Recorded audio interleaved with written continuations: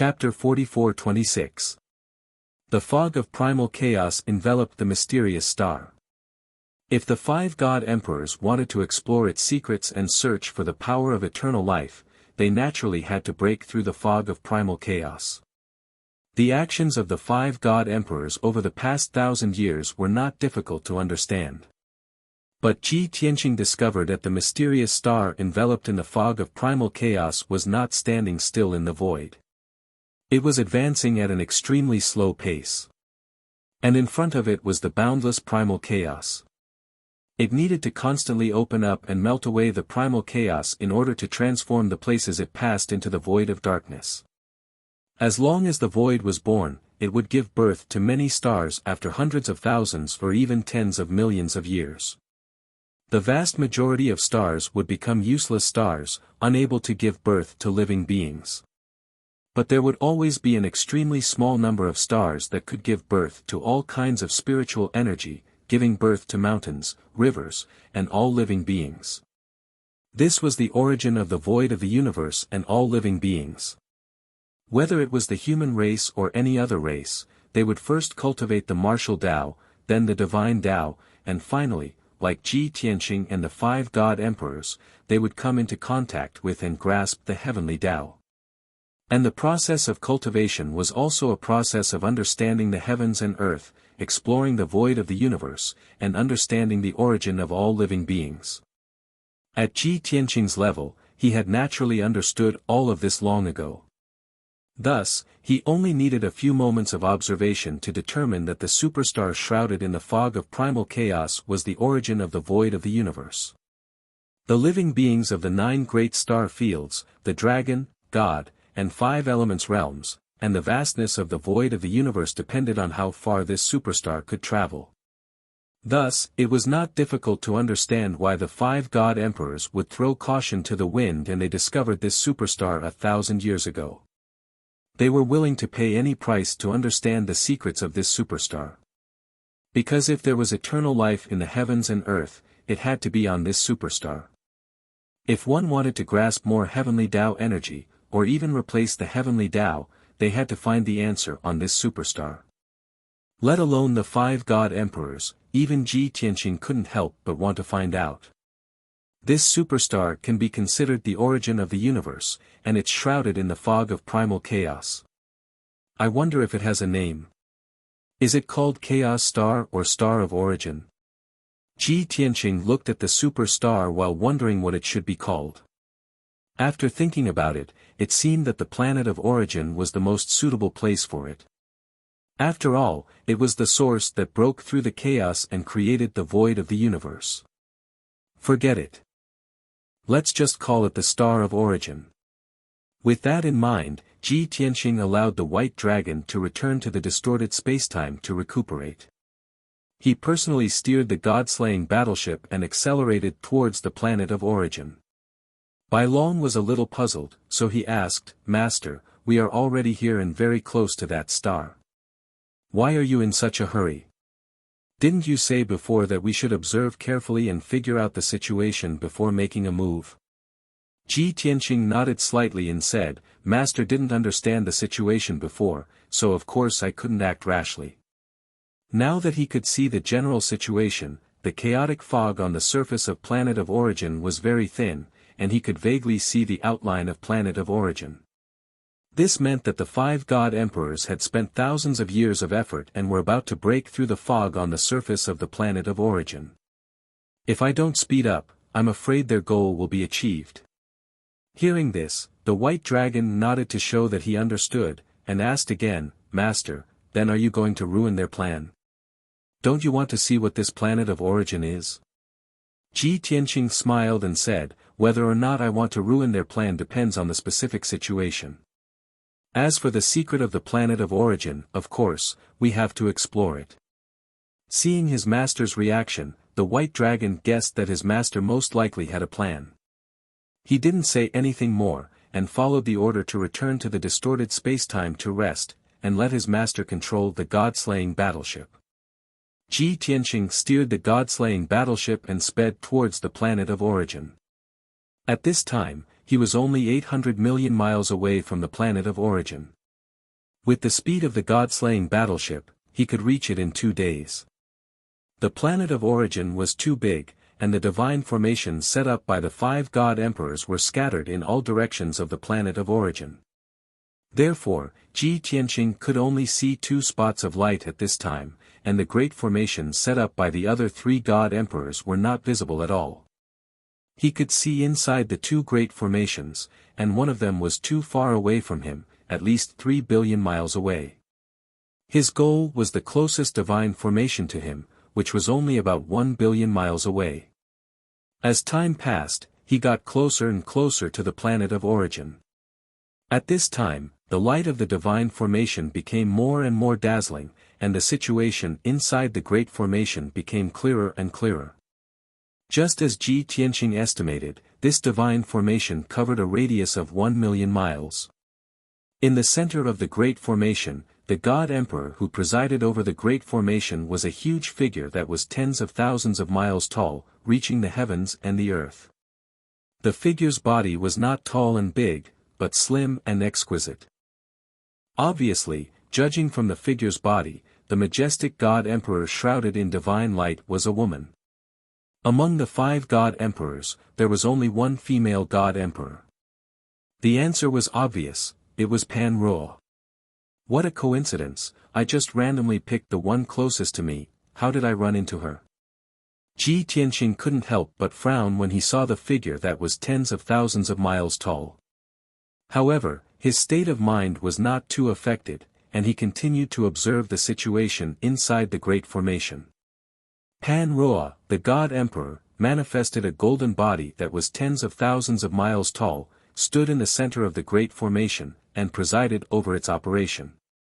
Around the great formation, in an area of 500,000 miles, there were 10,000 elite divine lords and divine kings, arranged in a circle. In addition, in an area of 1 million miles, there were 10,000 elite soldiers, arranged in an even larger circle. A total of 20,000 divine kings and divine lords were arranged in a fixed order and position, all of them casting spells with all their might, working together to power the great formation. Scattered in the void were tens of thousands of altars, all of them made of the best divine items and resources. These tens of thousands of tall altars were the foundation of the great formation. No matter how experienced and knowledgeable Ji Tianqing was, this was the first time he had seen such a grand and massive divine formation.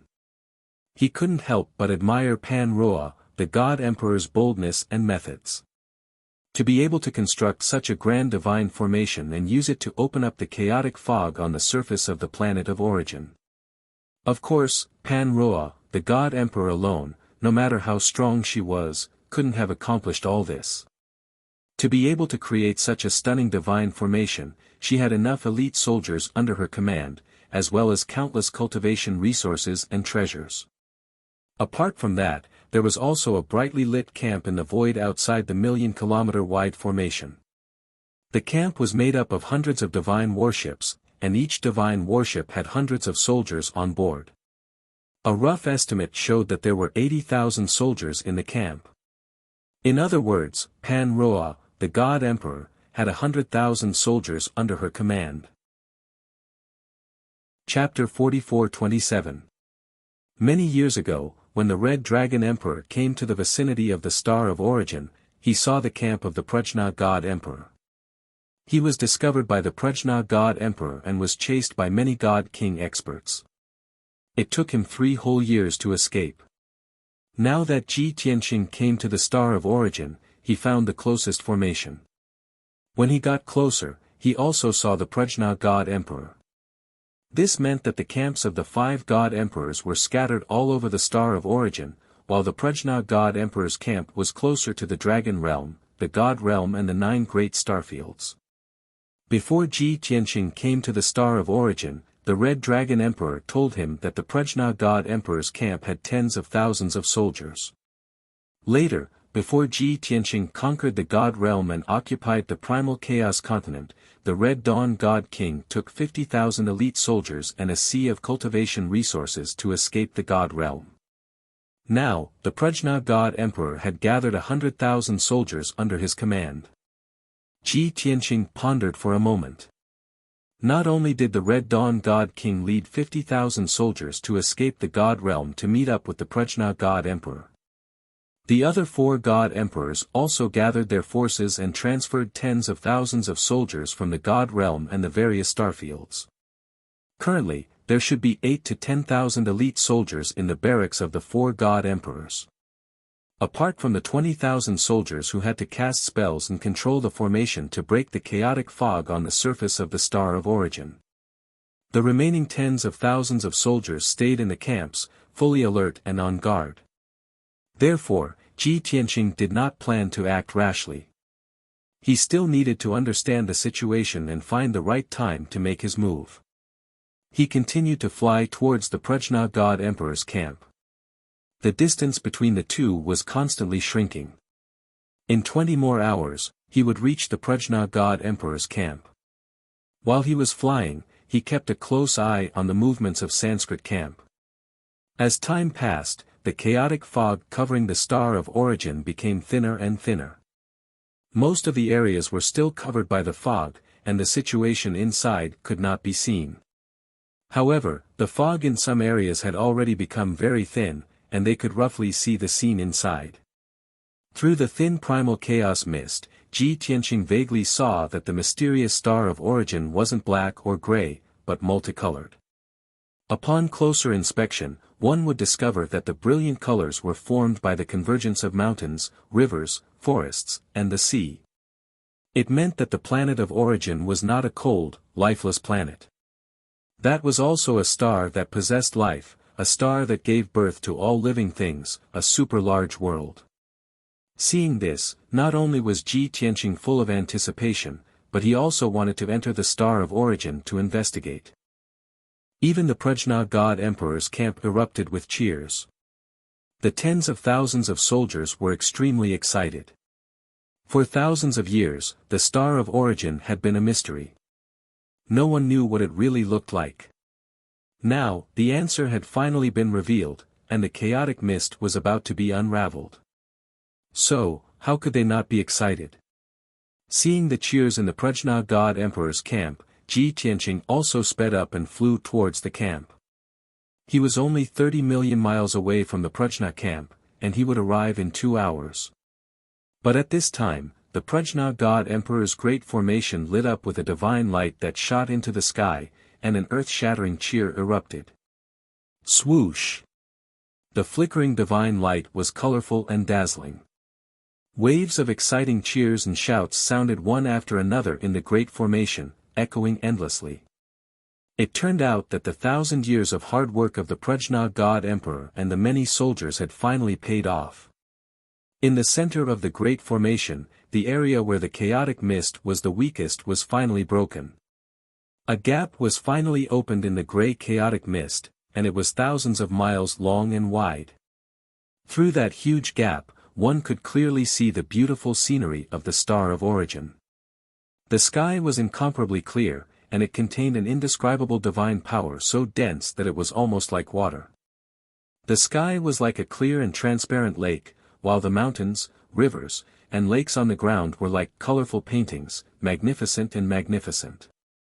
Even though they had only seen it from afar and had not personally experienced it, the Prajna God Emperor and the tens of thousands of soldiers firmly believed that this was the paradise and holy land in everyone's hearts. At the same time, it was also the world's most sacred, most peaceful, and safest place for eternal life.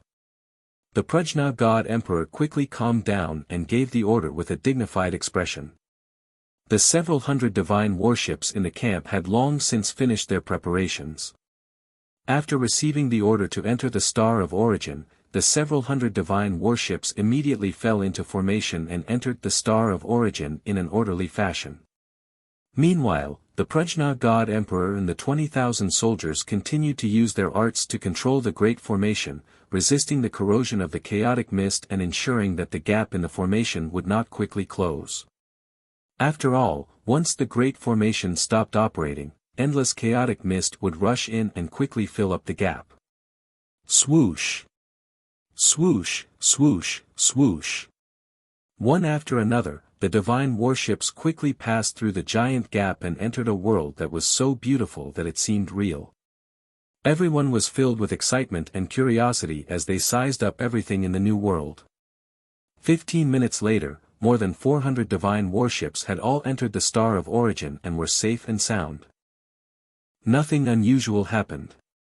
At this time, the Prajna God Emperor gave the second order. The 20,000 soldiers who were controlling the Great Formation began to evacuate in an orderly manner and enter the Star of Origin. The Prajna God Emperor continued to operate the Great Formation and watched the 20,000 soldiers pass through the gap and enter the new world one after another. The power of the Great Formation was quickly declining, and the Prajna God Emperor alone was unable to support it. Naturally, the 5,000-mile gap began to be eroded by the chaotic mist and gradually shrank. When the 100,000 soldiers had all entered the Star of Origin and the Prajna God Emperor was the only one left, she stopped casting the spell. Swoosh! The dazzling divine light dissipated, and her 10,000-mile-tall golden body was also put away. She returned to her original appearance. She was wearing a luxurious purple-red dress and stood in the void with a dignified and graceful bearing.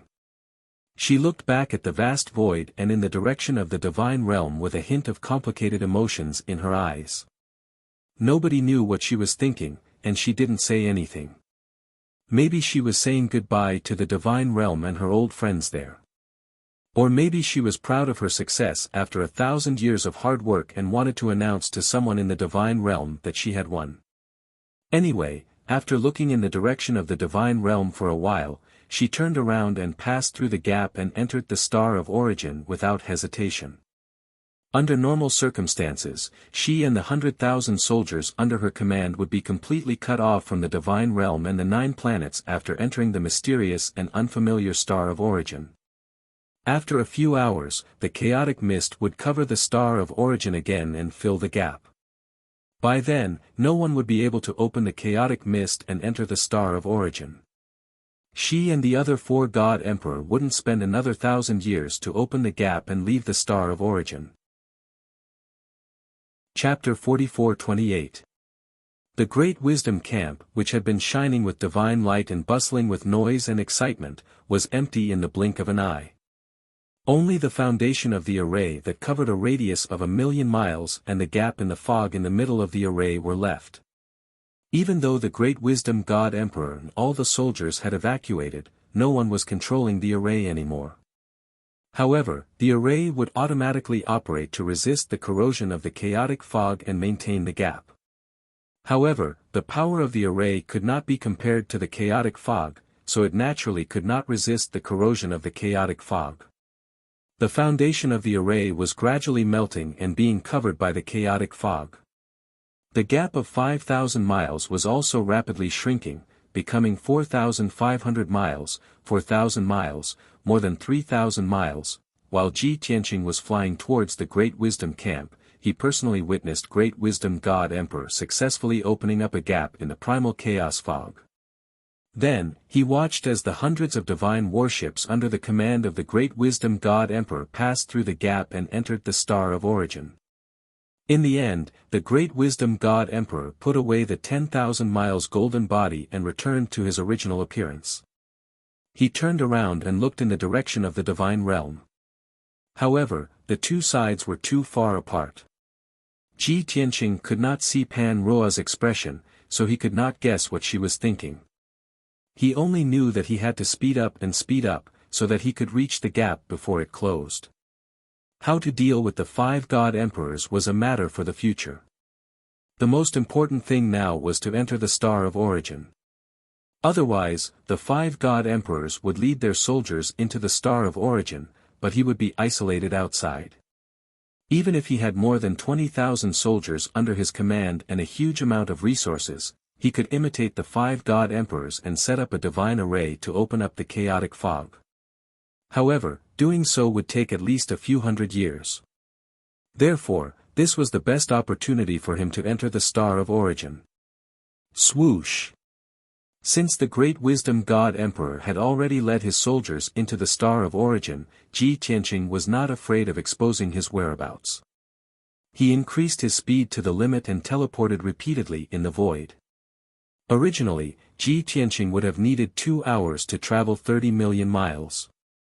However, he rushed with all his might and arrived at the great formation set up by the Prajna God Emperor a quarter of an hour earlier than scheduled. At this moment, 70% of the foundation of the formation within a radius of 1,000,000 miles had been covered by the chaotic fog. The surface of the surrounding stars was also quickly covered in chaotic fog. Originally, in the areas where the mist was thin, they could still see the mountains and rivers of the planet of origin in the magnificent, boundless scenery.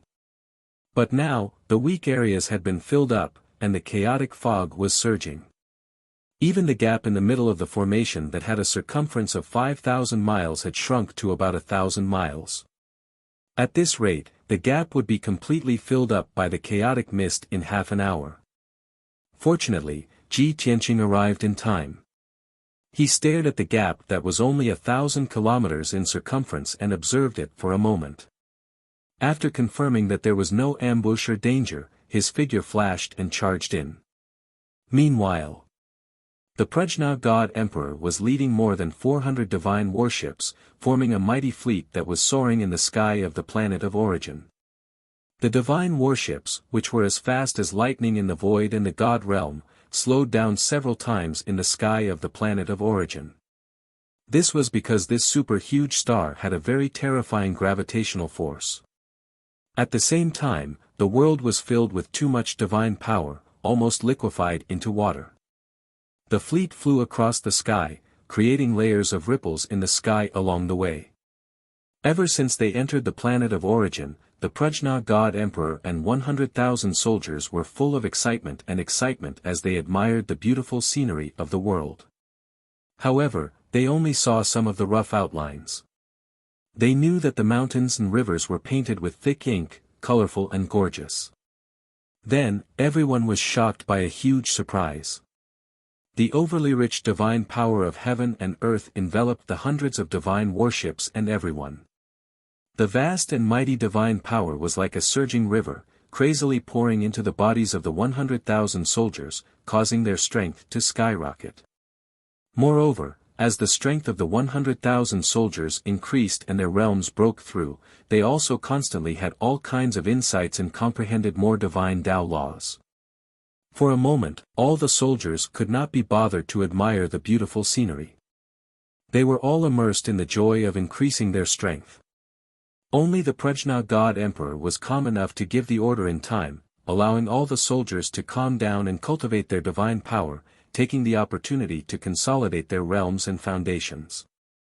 The soldiers accepted the order and forced themselves to calm down, staying in the divine warships to cultivate. As a result, the huge fleet regained its peace and moved forward very steadily. As for the Prajna God Emperor, she was in the planet of origin, bathing in the rippling divine power of heaven and earth, feeling the vastness of heaven and earth and the majesty of the heavenly Tao. She also had some insights. Her strength had also increased, but it was not obvious, and the effect was not as exaggerated as the soldiers. Therefore, she did not need to stay in the divine warships to cultivate. She could take this opportunity to carefully observe the landscape of the planet of origin. Below the 90,000-foot-high sky was a vast and boundless land. On the dark brown land, there were primeval forests formed by endless towering trees, as well as layers of green mountains and dark green mountain ranges. The peaks of the undulating mountain ranges were shrouded in colorful clouds. Between the valleys and ravines at the bottom of the mountains, there were jade ribbons and bluish-green rivers that meandered among the mountains. Generally speaking, the landscape of the planet of origin was not much different from most areas in the heavenly realm. But in reality, the planet of origin was a more colorful world, and the colors were more vibrant. Being in the planet of origin always made people feel unreal, as if they were in an illusion. But the landscape of this planet, other than being exquisite, also contained an ancient and vast aura. Whether it was the primeval forests or the majestic mountains, they all had a majestic atmosphere and a heavy feeling of vicissitudes. When the fleet got closer to the mountains and rivers, the Prajna God Emperor carefully observed, and found that there were innumerable treasures growing between the mountains and rivers.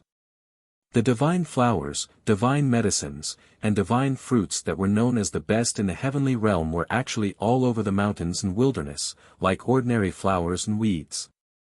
The high-grade king-level metals, ores, and gems were also buried between the mountains and rivers, countless of them. The Prajna god emperor was secretly shocked, but also very happy and expectant. If the heavenly realm had a history of hundreds of thousands or millions of years, then the planet of origin had at least 100 million years of history. This was not only the origin of the universe, but also the starting point and birthplace of all living things. Staying in this world, even if one could not live as long as the sun and moon, and could not achieve true eternal life, but it was not far from it. Just like many of the soldiers under her command, who were originally 8th and 9th degree god monarchs, after experiencing the baptism of the new world's rules and power, there were signs of breaking through to the god-king realm. In addition, the resources and treasures on the planet of origin were too abundant, and treasures could be seen everywhere, easily accessible, which made her even more determined to stay on the planet of origin in the future. Of course, the most important thing now was to explore this planet and find out more about it. She also wanted to find out if there were any intelligent races on this planet, or other god kings or god emperor experts. Chapter 44-29. On the star of origin, there were mountains, rivers, grass, and trees. It was a world with living beings. Moreover, the divine power in this world was so abundant that it made one's hair stand on end. It was not an exaggeration to call it the source of the world's energy. Ji Tianqing and the hundreds of thousands of soldiers under the command of the 5 god emperor would not believe that there were no intelligent lifeforms on the star of origin. Since there were definitely intelligent lifeforms, everyone would fantasize and guess what kind of race they would be. What would they look like? In such a situation where divine energy was abundant and heavenly materials and earthly treasures were everywhere, not to mention intelligent life forms that had grasped the path of cultivation, even spiritual monsters evolved from plants and trees would definitely be able to become godly kings. That's right. In the dragon realm, god realm, 5 elements realm, and the 9 great star fields, only the most talented geniuses could become god kings. Other than that, no one else had any hope of becoming a god king. But on the star of origin, all living beings had a chance of becoming a god king. This was the cultivation holy land, the origin of the universe's void, the supreme wonder. After passing through the gap, Ji Tianqing entered the star of origin. Upon entering this world, flying through the sky was like soaking in transparent water. The divine power in the surroundings was so dense that it could not be dispersed. As he flew, layers of ripples appeared. Ji Tianqing looked around.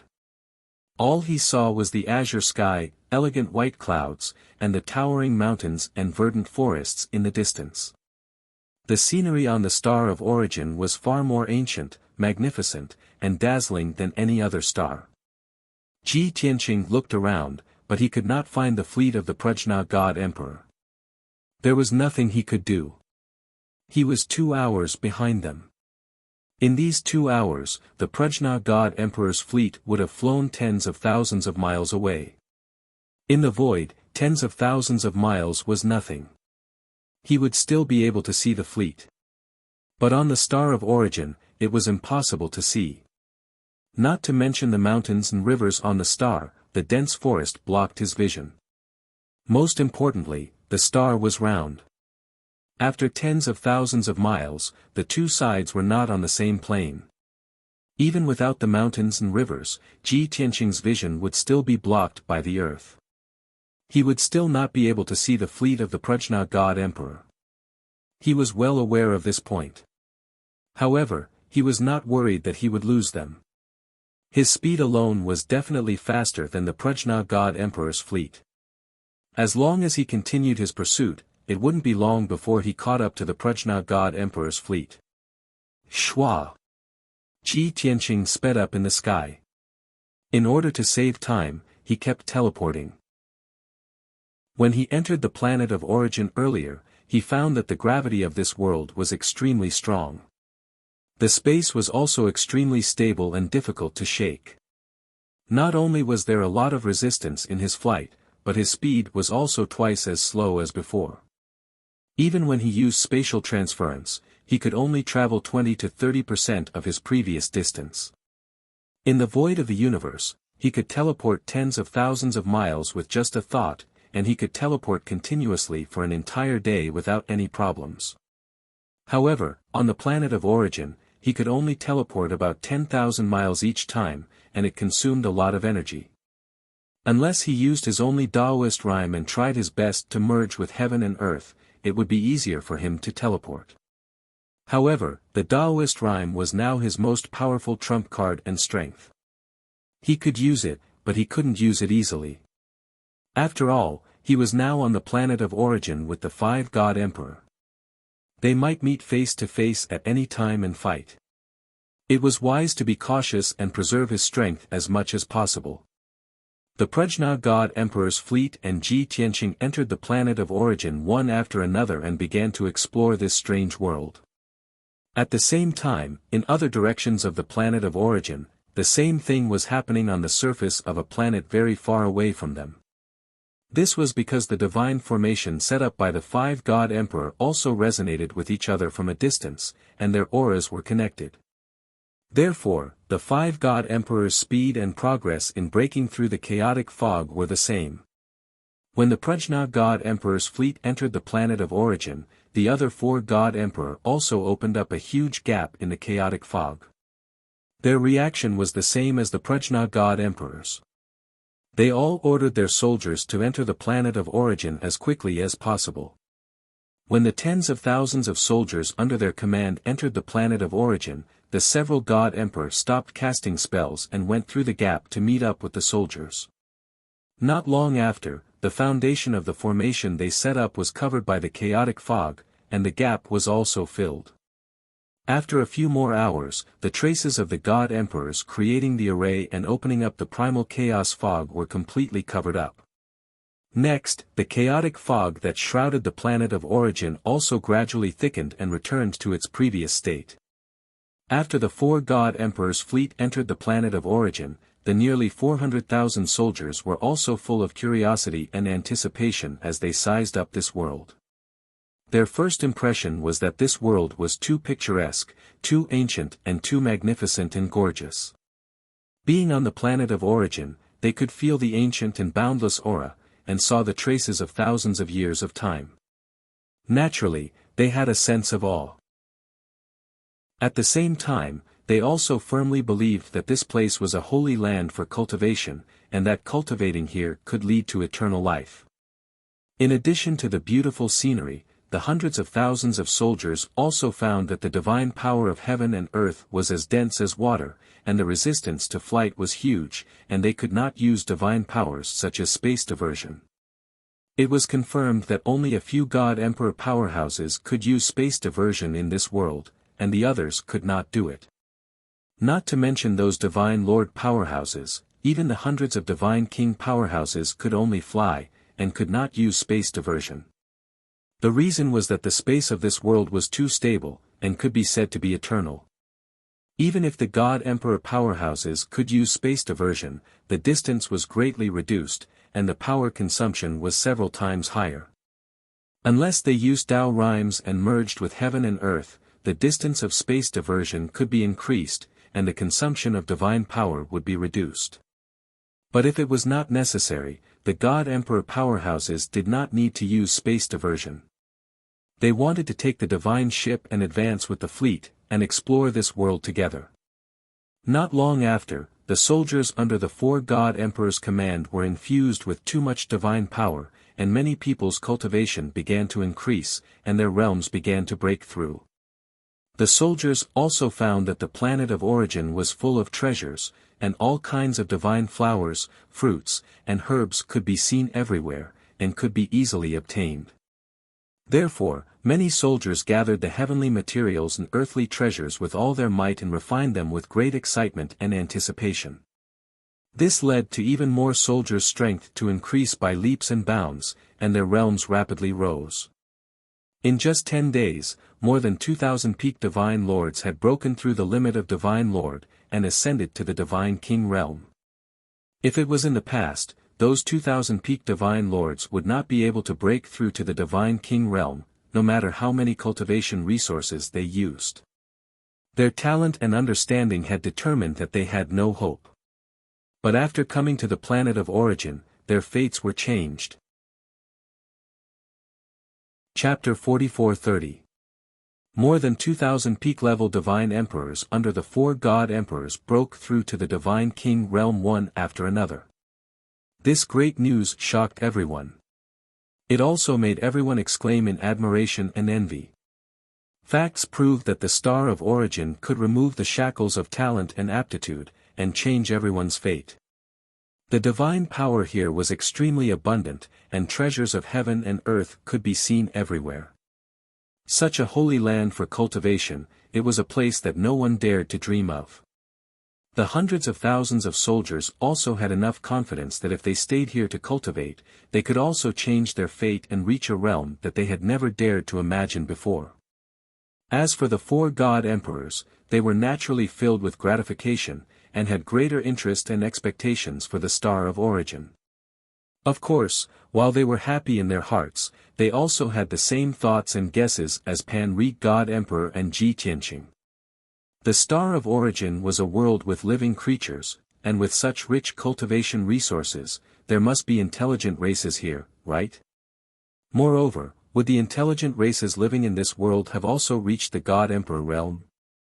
What's more, had they surpassed the God Emperor realm and reached an unknown realm?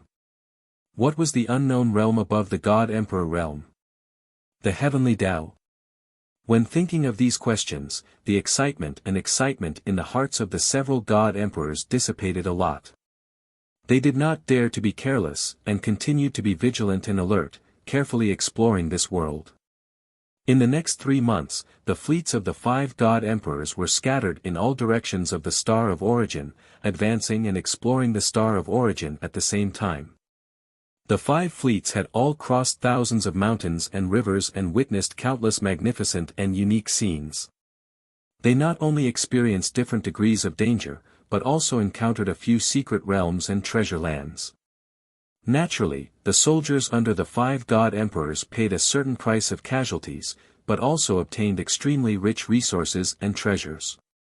After 3 months, the strength of the hundreds of thousands of soldiers gradually stabilized. Although there were still people increasing their strength and breaking through every day. But there was no longer the large-scale increase in strength and collective breakthrough like when they first entered the Star of Origin.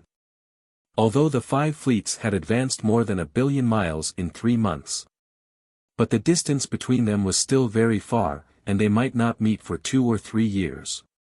The 5 God Emperors also contacted each other several times through communication jade slips. They asked each other about the situation and experience of each other, and told each other about their own experiences.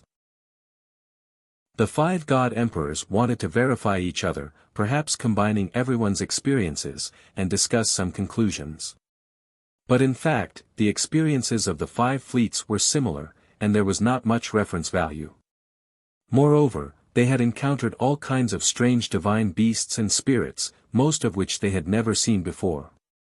But no one had encountered those intelligent races that looked like humans and the God race.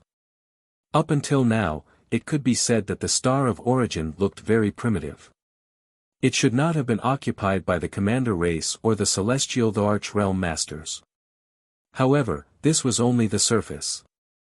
It was also the result that the 5 God Emperors had seen so far.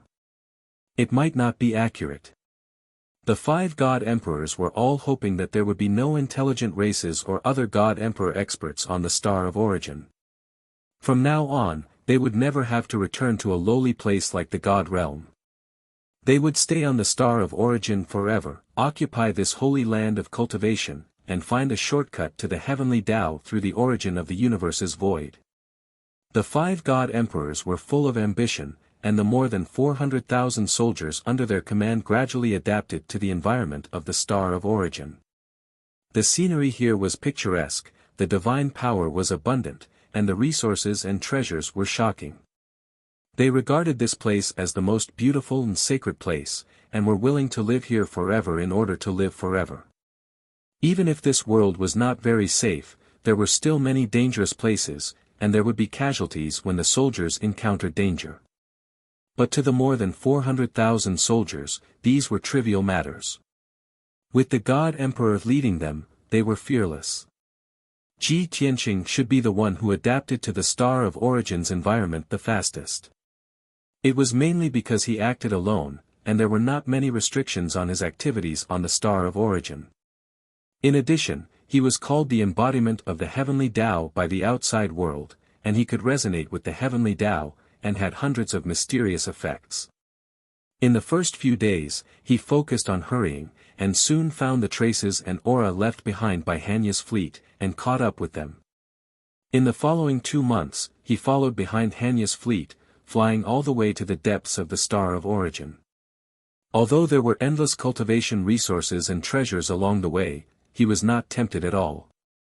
Even if he wanted to collect resources and treasures, it would not be now. He secretly followed Hanya's fleet, and watched as the fleet crossed mountains and rivers, experienced dangers, and explored secret realms and treasure lands. From beginning to end, he did not show his face, nor did he make a move. In addition, his aura had already merged with the heavenly Tao, and even if he did not use a secret technique to hide his aura, no one could discover him. Hanya God Emperor was busy commanding the fleet, dealing with various matters, and comprehending the heavenly Tao, and increasing his strength. Therefore, Hanya God Emperor did not discover Ji Tianqing's existence, and did not feel any danger approaching. After close to 3 months of observation, Ji Tianqing had a sufficient understanding of Hanya's fleet. Currently, Hanya God Emperor had 100,000 soldiers under her command, and her most trusted left and right arms were 3 peak divine kings. 2 of them were of other races, and Ji Tianqing had never seen them before. The 3rd peak divine king was naturally Hanya's disciple, Divine King Qi Xia.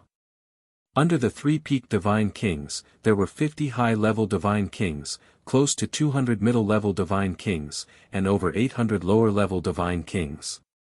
The remaining 98,000 were all experts of the Divine Lord realm. The reason why there were so many lower-level divine kings was because in these 3 months, there were over 500 peak divine kings who broke through the shackles and reached the divine king realm. This also caused Hanya God Emperor's forces to increase a lot compared to before. If it was before Hanya God Emperor's fleet entered Star of Origin, Ji Tianqing would have a chance to defeat Hanya's fleet, and destroy the 100,000 soldiers. But now, it was difficult, extremely difficult. It was absolutely impossible to launch a frontal attack. If he had to fight, he could only find the best opportunity to use schemes to achieve results. Yet Hanya's fleet kept advancing, and had no intention of stopping to rest. Ji Tianqing was also very unfamiliar with Star of Origin, and could not find a chance to make a move. Although he could continuously attack Hanya's fleet, and nibble away at the 100,000 soldiers. But doing so would definitely alarm Hanya God Emperor, and she would guess the truth. Ji Tianqing did not want to expose his whereabouts for the time being, and alert the 5 God Emperor, so he could only endure and wait patiently for an opportunity. Chapter 44-31. 3 months of time passed by peacefully like this. On this evening, Hanya fleet was flying over a sparkling lake, hurrying on their journey as usual. While advancing, most of the soldiers were circulating their energy to treat their injuries in the divine ships, seizing the time to increase their strength. Only a few soldiers were in charge of operating the divine ships, as well as taking on the task of guarding. Ji Tianqing was still following behind the fleet, not making a sound. He was waiting for the Hanya fleet to stop, only then would he find a chance to make his move. But something he did not expect happened. The boundless lake below his feet looked very calm. The lake water was clear, beside the lake were lofty mountains, forests and a sea of flowers. The environment was very quiet and secluded. There were also many divine beasts and birds, flying over the lake in groups. Not to mention how many cultivation resources and natural treasures this place contained, just this kind of otherworldly environment was worth living in, opening a cave and Tao right. The soldiers operating the divine ships in the Hanya fleet, monitoring the surroundings and acting as guards, also had the same idea. But right at this time, 100,000 li in front of the fleet, the calm lake suddenly surged with huge waves, more than 30 enormous whirlpools appeared. Whoosh whoosh. Whoosh whoosh whoosh. In the blink of an eye, the endless waves condensed into 36 enormous pillars of water, transforming into 36 water dragons that soared into the sky, baring their fangs and brandishing their claws, staring at the Hanya fleet with fierce gazes. Every light jade-colored water dragon was several thousand li long, as if they were real, emitting the dignified aura of a divine dragon. In front of the 36 water dragons, tens of thousands of blades of light condensed in the air above the lake. Some were shaped like blades, some like swords, some like lightning, sharp shuttles and long spears. More than 60,000 blades of light formed a huge net, covering an area of several tens of thousands of li. The 36 awe-inspiring water dragons also formed a 30,000 li wide wall of water, blocking the path of the Hanya fleet. Even though the method of condensing the water dragons and blades of light with the divine power of heaven and earth could be used by all divine lord experts. But the 36 water dragons and tens of thousands of blades of light that appeared on the lake was definitely not the work of a divine lord expert. Even some mid and high-level divine kings were intimidated by the aura of the water dragons and blades of light, feeling fear in their hearts. Very clearly, that was at least the method displayed by a peak divine king. This sudden turn of events shocked the soldiers operating the divine warship and the guards. After being stunned for a moment, they quickly calmed down and reported the situation to their superior. Furthermore, all of the divine battleships decelerated at the same time and quickly activated all kinds of matrices. They accumulated great power and aimed at the water dragons and light blades in front of them. Once the other party launched an attack, the various god warships would be able to resist and counterattack immediately. At the same time, the soldiers also sounded the alarm and quickly woke up most of the soldiers on the divine ship. Above the broad lake, 36 water dragons glared at Ji Hao simultaneously, widely opened their mouths and bared their terrifying tusks, letting out strong, majestic roars. They shouted out a few syllables in unison, which gathered together to form a deafening, earth-shattering roar. Even though Ji Tianqing and the soldiers knew that the 36 water dragons were shouting, they were probably trying to intimidate the fleet. But unfortunately, no one could understand what the water dragons were yelling about. Many of the soldiers came from various races in the god world, and there were also foreign races from various galaxies. Ji Tianqing was even more knowledgeable. He was proficient in the languages of the human race, the god race, the demon race, the dragon race, the phoenix race, and countless other races. However, no one could understand what the 36 water dragons were shouting. Ji Tianqing was proficient in the language of the dragon race, so he could accurately tell that it was not the language of the dragon race. He immediately realized that the roar just now was shouted through the mouths of the 36 water dragons. In reality, the ones who were really shouting were the natives of the planet of origin. As I expected, there are indeed intelligent races on the planet of origin, and their strength and cultivation are not low. Ji Tianqing also wanted to know what the natives of the planet of origin looked like and what cultivation level they were at. Also, how would the Prajna God Emperor deal with such a situation? He hid his own whereabouts and aura, hiding at the side of the fleet, and observed the changes quietly. At this time, the fleet of more than 400 divine warships had already slowed down, but they continued to fly toward the water dragons and the light blades in the sky, with no intention of stopping. In the various divine warships, the God King generals had already been awakened, and a portion of the God Lord generals had also quickly gathered. In an extremely short period of time, the God generals understood the situation and reported to God King Qi Xia and the others for instructions. Under normal circumstances, this fleet was jointly managed by God King Qi Xia and two other peak God Kings. God King Qi Xia was the leader, and the other two were his assistants. As long as it was not a matter of life and death, they could make their own decisions. There was no need to ask the Prajna God Emperor for everything. Even though there were 36 water dragons and tens of thousands of light blades on the surface of the lake in front of them. But the three peak God Kings had estimated that it was at most a divine ability used by a peak God King. It was not a big deal. They had 3 peak God Kings, more than 1,000 God King experts, more than 90,000 God Lords, and even the God Emperor. If such a powerful fleet was stopped by a mere 36 water dragons, wouldn't they lose all face?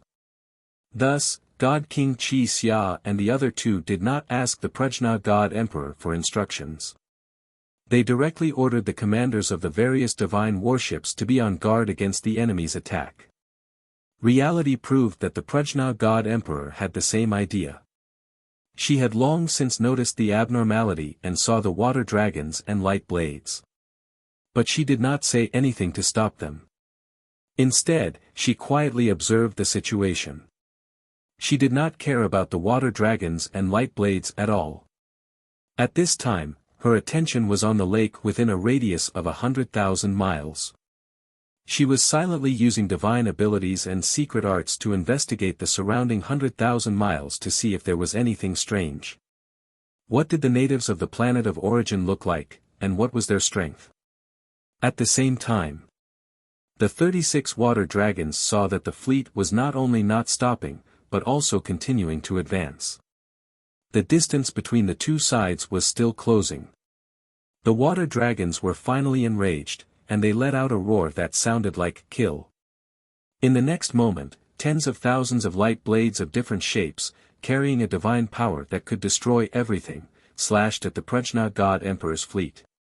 More than 400 divine warships were enveloped by the light blades. The light blades that filled the sky formed a sword net that intertwined and strangled the divine warships, producing sharp whistling sounds. The commanders of the various divine warships issued orders as quickly as they could. They had the divine warships activate their defensive matrices and form a protective barrier of divine light. Countless light blades hit the divine light shield and let out a series of loud clanging noises, which reverberated in the air above the lake. The defensive light shield of the divine warships was very strong, and the light blades were also very sharp. After countless collisions, the two sides could not determine a winner. They were constantly breaking and melting. Chapter 44-32. In the blink of an eye, a third of the tens of thousands of light blades had been shattered, turning into divine light fragments that dissipated into the air. Half of the defensive light shields of the 400-odd divine warships had also been shattered, filled with cracks and holes. However, the soldiers operating the divine warships continued to activate the divine array without any regard for their own safety, quickly repairing the defensive light shields. When the light blades and the defensive light shields collided, the resulting explosion of divine light fragments and shockwaves mixed into a violent five-colored flood that spread out in all directions. The vast and boundless lake stirred up huge waves. Strong winds blew across the sky as divine light flashed. However, the spatial barrier was not broken, nor were there any black spatial cracks. The light blades that filled the sky and the more than 400 divine warships were actually evenly matched, neither side gaining the upper hand. At this moment, the 36 water dragons let out loud dragon roars as they lunged at the fleet with bared fangs and brandished claws.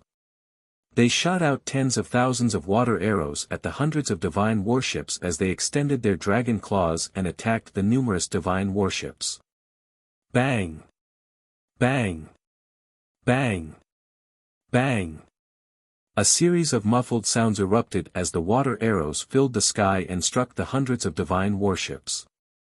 The defensive light shields were on the verge of collapse as countless cracks appeared. The soldiers operating the divine warships did not have time to repair the holes in the defensive light shields before they were attacked even more violently. They were instantly thrown into disarray. Qi Xia Godly King and the other two Peak Godly Kings frowned as they saw this scene. A solemn look flashed across their eyes.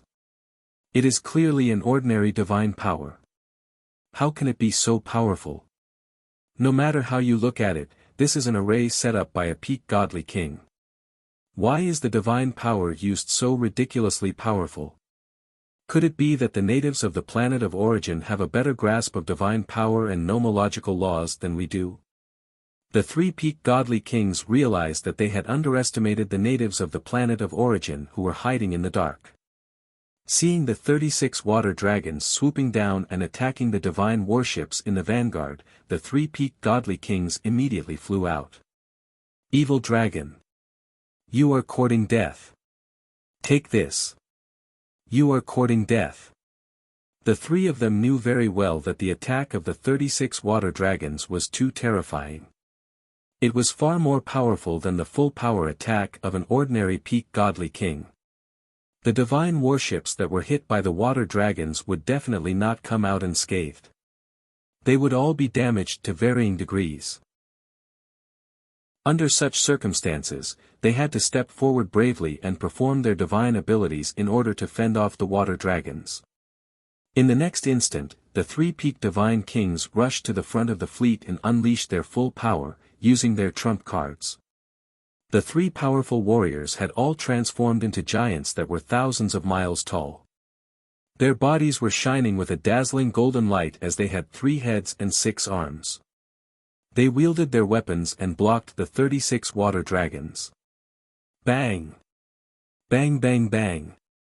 In a blink of an eye, the 36 water dragons drowned out the figures of the three Peak Divine Kings. Both sides collided fiercely, erupting with an earth-shaking bang. Only 3 water dragons managed to land on a few divine warships, shattering their defensive light shields and sending them flying out of the warships. The remaining 33 water dragons were all stopped by Crimson Afterglow Godly Monarch Trio. Furthermore, more than 20 of the water dragons were shattered into pieces. They turned into a flood that covered the sky and covered the earth, sprinkling into the lake. The remaining water dragons were also incomplete. They no longer looked majestic and even looked a little comical. Swoosh! Swoosh swoosh! The few incomplete water dragons dove into the lake one after another, disappearing without a trace. On the surface, it looked like the divine ability attack had been neutralized and Crimson Afterglow Godly Monarch Trio had won. But in reality, the trio had been sent flying several hundred miles. Their hair was disheveled and they were in a sorry state. The other 2 Peak Divine Kings had suffered minor injuries, blood seeping out of their noses and mouths. However, they had managed to circulate their energy to suppress their injuries and stabilize their chaotic blood. This was to prevent their subordinates from seeing them and losing their dignity. Originally, the fleet could have continued forward without the obstruction of the water dragons and blades of light. But at this moment, the Prajna God Emperor, who had been using divine abilities and secret arts to observe an area of 100,000 miles, suddenly ordered the fleet to stop. Crimson Afterglow Godly Monarch Trio guessed that the Prajna God Emperor must have discovered something. Thus, the entire fleet obeyed the order and quickly stopped in the air above the lake. Before receiving any new orders, the commanders of the various divine warships led their subordinates to quickly activate the arrays and repair the defensive barriers of the divine warships. Everyone was well aware that the destruction of the blades of light and the dissipation of the water dragons did not mean that they had won, nor did it mean that the danger had been averted. That was only the beginning. The true danger was still to come. Thus, the soldiers were very cautious. Swish! A few moments later, 2 dazzling beams of divine light appeared in the sky 100,000 miles ahead of the fleet. One was a scarlet flame that illuminated the world, and the other was an icy blue divine light. The 2 massive balls of divine light enveloped more than 100 figures as they rapidly leaped through the sky.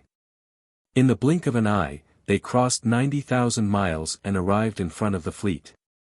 Only when they were still 10,000 miles away from the Prajna fleet did the two balls of divine light slow down until they came to a stop. Crimson Afterglow and the others realized that the two balls of divine light were leaping through the sky at 2 to 3 times their speed. But just like them, the two balls of divine light were unable to use spatial shift. Very quickly, the dazzling flames and icy blue divine light receded, revealing their original appearance. When Crimson Afterglow and the soldiers saw the situation within the two balls of divine light, they immediately revealed shocked expressions. They saw that the dazzling scarlet flame was actually a divine bird as large as a mountain. Its appearance was very majestic. Its entire body was covered in scarlet and golden divine feathers, surrounded by scarlet flames. At first glance, it looked like the vermilion bird of the 5 elements divine beasts. However, it had gorgeous and dazzling tail feathers and a noble crest on its head. It was even more graceful and luxurious than the vermilion bird. Crimson Afterglow and the soldiers were still hesitant, not daring to be certain. Ji Tianqing, however, could tell at a glance that it was the divine beast phoenix. The fire phoenix that was nearly extinct in the dragon realm and the divine realm, rarely seen in 10,000 years.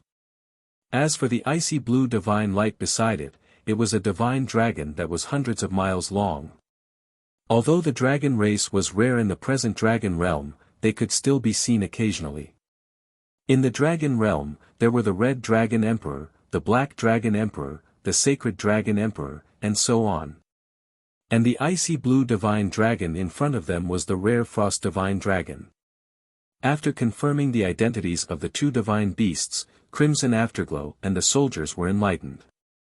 No wonder they were so fast. But this was not the main point. Everyone's gaze was gathered on the backs of the phoenix and frost divine dragon. On the backs of the two divine beasts stood more than 100 figures. They were all foreign races that no one had ever seen before, and they were all wearing strange and plain clothes of the same style. Chapter 44-33. The hundreds of foreign races were all different. Some looked like elves with purple or blue skin. Some of them looked like humans, but they had pointy ears and eyes that were excessively large. Some looked like gods, but their bodies were terrifyingly tall and sturdy. In short, the appearance of the hundreds of foreign races made everyone feel unfamiliar, but they also had the illusion that they had seen them somewhere before. Of course, appearance was not the most important thing. What godly King Crimson Afterglow and the tens of thousands of soldiers focused on was the strength of the hundreds of foreign races. They were all godly kings, and all of them were high-level godly kings. Among them, there were 12 leaders who were all peak godly kings. Close to 100 high-level godly kings appearing at the same time, all wearing the same style, patterns, and emblems, this was very clear. Godly King Crimson Afterglow and the tens of thousands of soldiers immediately connected the dots. These foreign race godly kings must have come from a certain faction, and were the elite guards of that faction. As for Emperor God Pan Roa and Ji Tianqing, at the same time that they confirmed this thought, more thoughts popped up in their heads. Those hundreds of foreign race godly kings are all natives of the Star of Origin, but their races are somewhat different. Therefore, their faction should not be a race, but a country or a sect. No matter their size, height, they all wear the same style of clothing, which proves that they have rules and ranks. Moreover, they are not the top experts of that faction, at most, they are the elite forces, the cornerstone of that faction. In other words, the leader of this faction must have surpassed the godly king realm and reached the god emperor realm. Furthermore, these elite guards that appeared so easily are all high-level godly kings, and there are even 12 peak godly kings among them. One can imagine that this faction probably has more than one god emperor realm expert. Ordinary soldiers could only see the problem on the surface, and would not think too deeply or think too far ahead. However, Hanya God Emperor and Ji Tianqing were able to analyze so many key points based on what they saw in front of them. What they valued and cared about was never the number of godly kings, but the number of God Emperor realm experts. Ji Tianqing had originally thought that the ice dragons and phoenixes, who were carrying close to 100 foreign race divine kings, would aggressively block the fleet and kill them. He did not expect those hundreds of foreign race godly kings to be able to suppress their anger and killing intent. The 12 peak godly kings in the lead could also maintain their calm, staring at Hanya fleet with vigilance, and shouted a few sentences. Although Ji Tianqing could roughly guess what those peak godly kings were shouting about. It was nothing more than questioning the origins and intentions of the Hanya fleet, and stating that the Hanya fleet had invaded their territory. Unfortunately, no one could understand those foreign race godly kings were unable to communicate with them. The foreign god kings also discovered this problem. After they shouted 3 times in a row and received no response, they tried to change their language. Godly.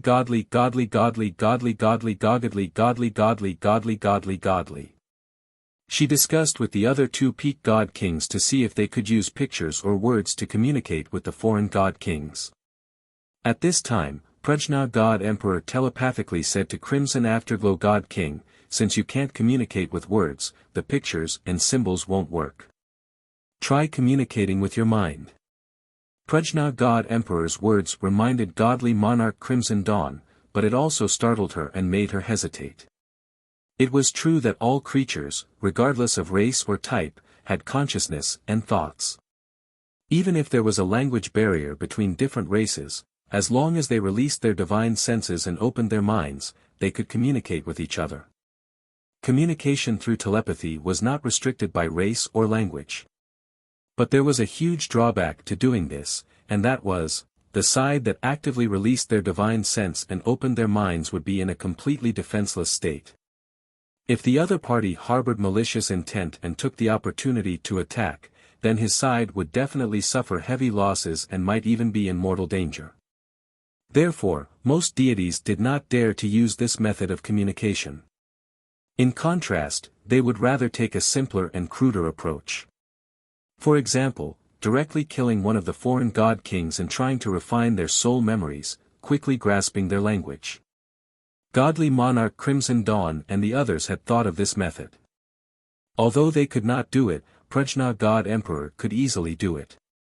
But Prajna god emperor had her own concerns. She did not care about the 100 foreign god kings in front of her, but she was wary of the power behind them and the god emperor. No matter how large her fleet was, they were still foreign invaders, and the other party was the native of planet origin. It was not a wise move to create enmity with the foreign god emperor as soon as they met. Therefore, Prajna god emperor proposed the idea of telepathy. Godly monarch Crimson Dawn did not think too much, nor did she think that far. She could only follow Prajna god emperor's orders and said to the 2 peak god kings, "You know what the god emperor means. Then I'll have to trouble the 2 of you." The 2 peak god kings complained incessantly in their hearts, "Damn it. The god emperor gave you the task, how can you dump it on us?" Although they thought so, they did not dare to show any dissatisfaction and could only bite the bullet. The 2 flew to the sky in front of the fleet and bowed to the 12 peak god kings of the foreign races. They forced a smile on their faces to show that they had no ill intentions. Then, the 2 tried to release their divine senses and open their telepathy to express goodwill to the other party. The 12 peak god kings were not natives who did not know anything and had a certain amount of knowledge. They could see that the 2 peak god kings were expressing goodwill. After sensing the other party's divine senses, they were first on guard, thinking that the other party was up to something.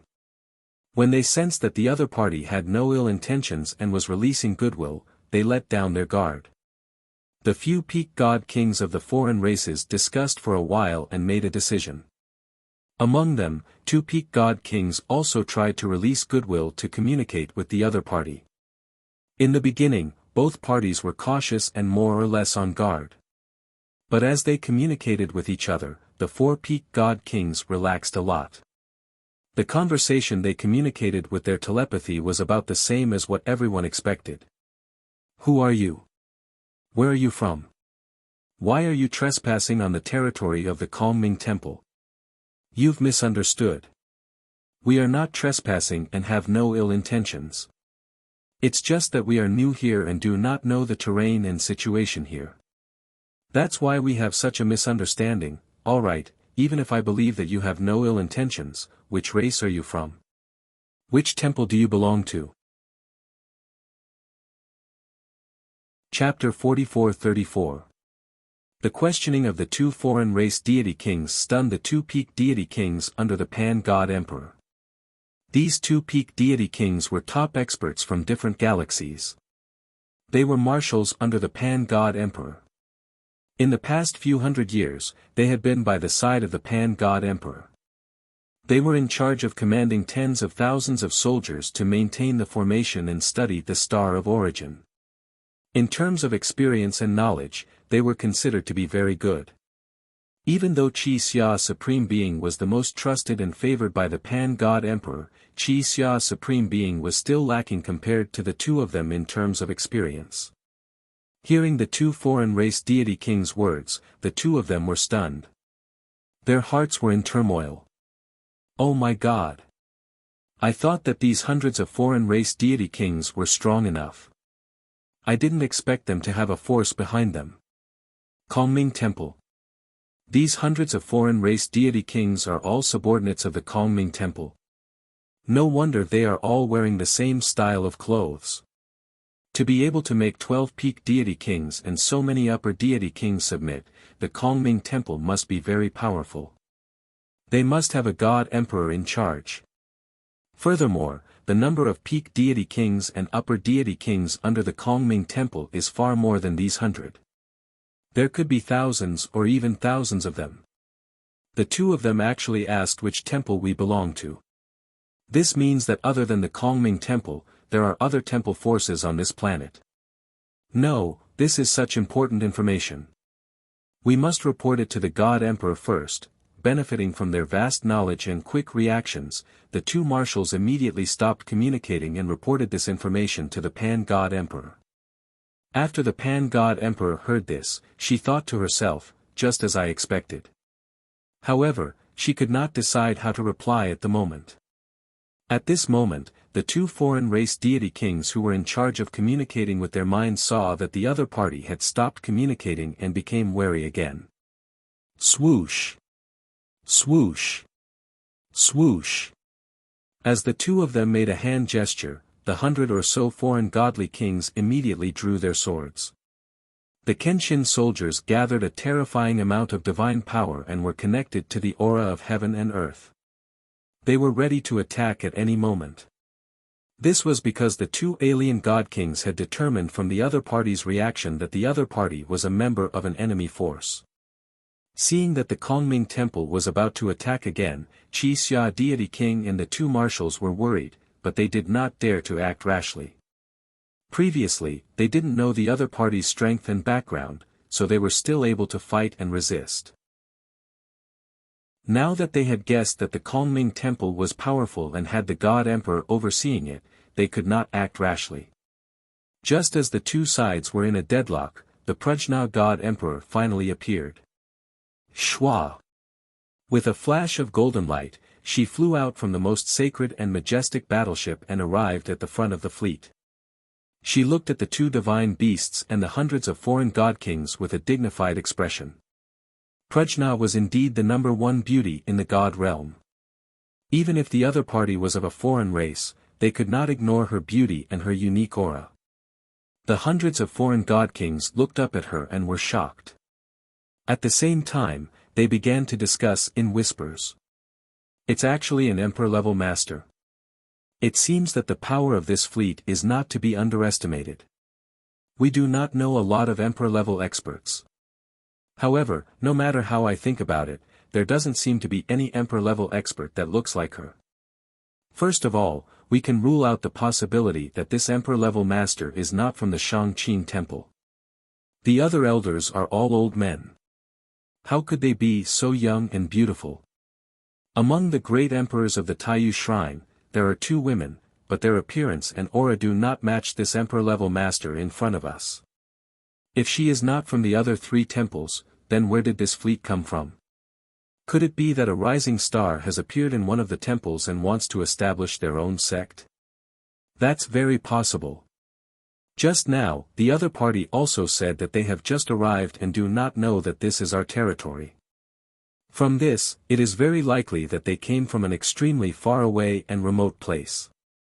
Although our Kongming temple is very strong and does not fear any power, they will not easily start a war with us.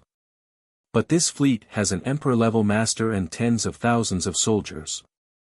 We cannot be impulsive. Let's continue to communicate and see if we can find out the other party's origin and purpose. Hee. If the Hall Masters can persuade the other party to let this fleet join our Kongming temple, that will be a great merit. Many foreign god kings were whispering and discussing, and their hostility towards the Prajna fleet had decreased by a lot. Of course, the main reason was the appearance of the Prajna god emperor. They had no choice but to treat it with caution. After all, this place was still very far away from the headquarters of the Kongming temple. If these 100 foreign god kings were surrounded and killed by the Prajna fleet, even if they sent out a distress signal, the experts and temple masters of the headquarters would need several days to rush over. Everyone knew that a wise man did not fight when the odds were against him. Naturally, there was no need to fight the other party head-on. The deadlock situation was resolved, and the atmosphere eased up a lot. The Prajna god emperor did not put on an overbearing attitude, and a trace of friendliness was emitted from her dignified aura. This time, she personally released her divine sense and opened her mind to communicate with the other party. Kongming Temple. This emperor has no intention to be your enemy. It is just that I do not know the situation and am passing by. Please do not blame me. If you have the sincerity to get to know each other, can you give this emperor a general overview of the situation? The Prajna god emperor was not arrogant, and did not have the extravagant hope that with her strength as a god emperor, she would be able to make the other party bow their heads and tell her the truth. Those foreign peak god kings were already suspicious of the Prajna fleet's origin, and also had the idea of taking them into the Kongming temple. The Prajna god emperor's sincerity was acknowledged by the foreign god kings. Thus, the two foreign god kings in charge of communicating with their minds, after discussing with their companions, began to communicate with the Prajna god emperor seriously. Your distinguished self is not willing to become enemies with us. I presume that you have heard of the Kongming temple's reputation. As for the illustrious reputation of the temple masters, I will not go into too much detail. What I want to tell your distinguished self is that our Kongming temple has 64 branches. Each branch has a territory of millions and millions of li, and can accommodate millions of creatures. Our Qin Yu Hall is one of the 64 branches, and is stationed not far ahead. Since your distinguished self is an emperor-level expert, I presume that you were born here and grew up here. Although I do not know what your distinguished self's fleet has experienced, and why you have crossed half the world to come to our territory. However, our Kongming temple has always loved peace, and strives to provide peaceful and tranquil conditions for all of our people. If your distinguished self's fleet does not have a place to settle down for the time being, there is no harm in you coming to our territory to take a look. Perhaps you wish to find a suitable place to settle down, and our Kongming temple can help. Chapter 44-35. The 12 peak-level godly kings were all Qin Yu Hall's deputy hall masters, protectors, and elders. Although Pan Roa God Emperor and the others did not know how many territories the so-called Qin Yu Hall governed and how many people it had. But the hundreds of godly king realm guards were enough to prove that Qin Yu Hall's power was not weak. Qin Yu Hall was also one of the 64 halls under the Kongming temple. And the two godly kings had also said that they had several hall masters. This made Pan Roa God Emperor realize that Kongming temple had at least several God Emperor realm experts. No matter how confident she was, no matter how bold she was still shocked and fearful of the unfamiliar Kongming temple. Fortunately, the Qin Yu Hall's deputy hall masters, protectors, and elders did not show any hostility. They even took the initiative to express their goodwill, with the intention of helping and recruiting Pan Roa's fleet. This made Pan Roa God Emperor realize that there was still room for manipulation. If she could use this opportunity appropriately, she might be able to gain a foothold on the planet of origin very quickly. Of course, before she truly understood the situation, she was still wary and vigilant of Kongming Temple and Qin Yu Hall. At the same time, she would not consider joining the Kongming Temple, even if the Kongming Temple was really as peace-loving as the two deputy hall masters said. After all, no matter how good the Kongming Temple was, they were still natives of the planet of origin. Of course, the people she trusted the most were still the four god emperors who had cooperated with her for thousands of years. Since Qin Yu Hall is so sincere, I naturally believe in Kongming Temple's boldness and tolerance. Although there was a bit of friction before, it was only a misunderstanding caused by a language barrier. Fortunately, there were no casualties. It just so happens that we are not familiar with this place, and indeed need to find a suitable place to stay. Then I'll have to trouble you all to take us to see. The Prajna God Emperor expressed his eagerness to the invitation of the two vice hall masters, and his attitude was rather polite. The two vice hall masters of Qin Yu Hall had only been testing the waters. They hadn't expected that the Prajna God Emperor would actually agree. The two vice hall masters were stunned for a moment. They hurriedly apologized to the Prajna God Emperor and asked her to wait for a moment. Afterwards, the two of them discussed with the other 10 protectors and elders, and then sent a message to the master of Qin Yu Hall, asking if they would really bring the Hanya fleet to Qin Yu Hall's territory. If it were only the Prajna God Emperor and Crimson Dawn Godly King, the Qin Yu Hall's vice hall masters, elders, and protectors wouldn't be afraid even if the God Emperor was present. With the support of the Kongming Temple, as one of the 4 most powerful holy temples on the planet of origin, they had nothing to fear. However, the Prajna God Emperor's fleet had more than 400 godly warships and close to 100,000 soldiers. Vice Hall Master Qin Yu and the elders were also worried. What if this fleet entered the Qin Yu Hall's territory and suddenly started a massacre? What if they wanted to snatch their territory? Even if the Qin Yu Hall had the advantage in numbers, they could still mobilize enough troops to contend against the Prajna fleet.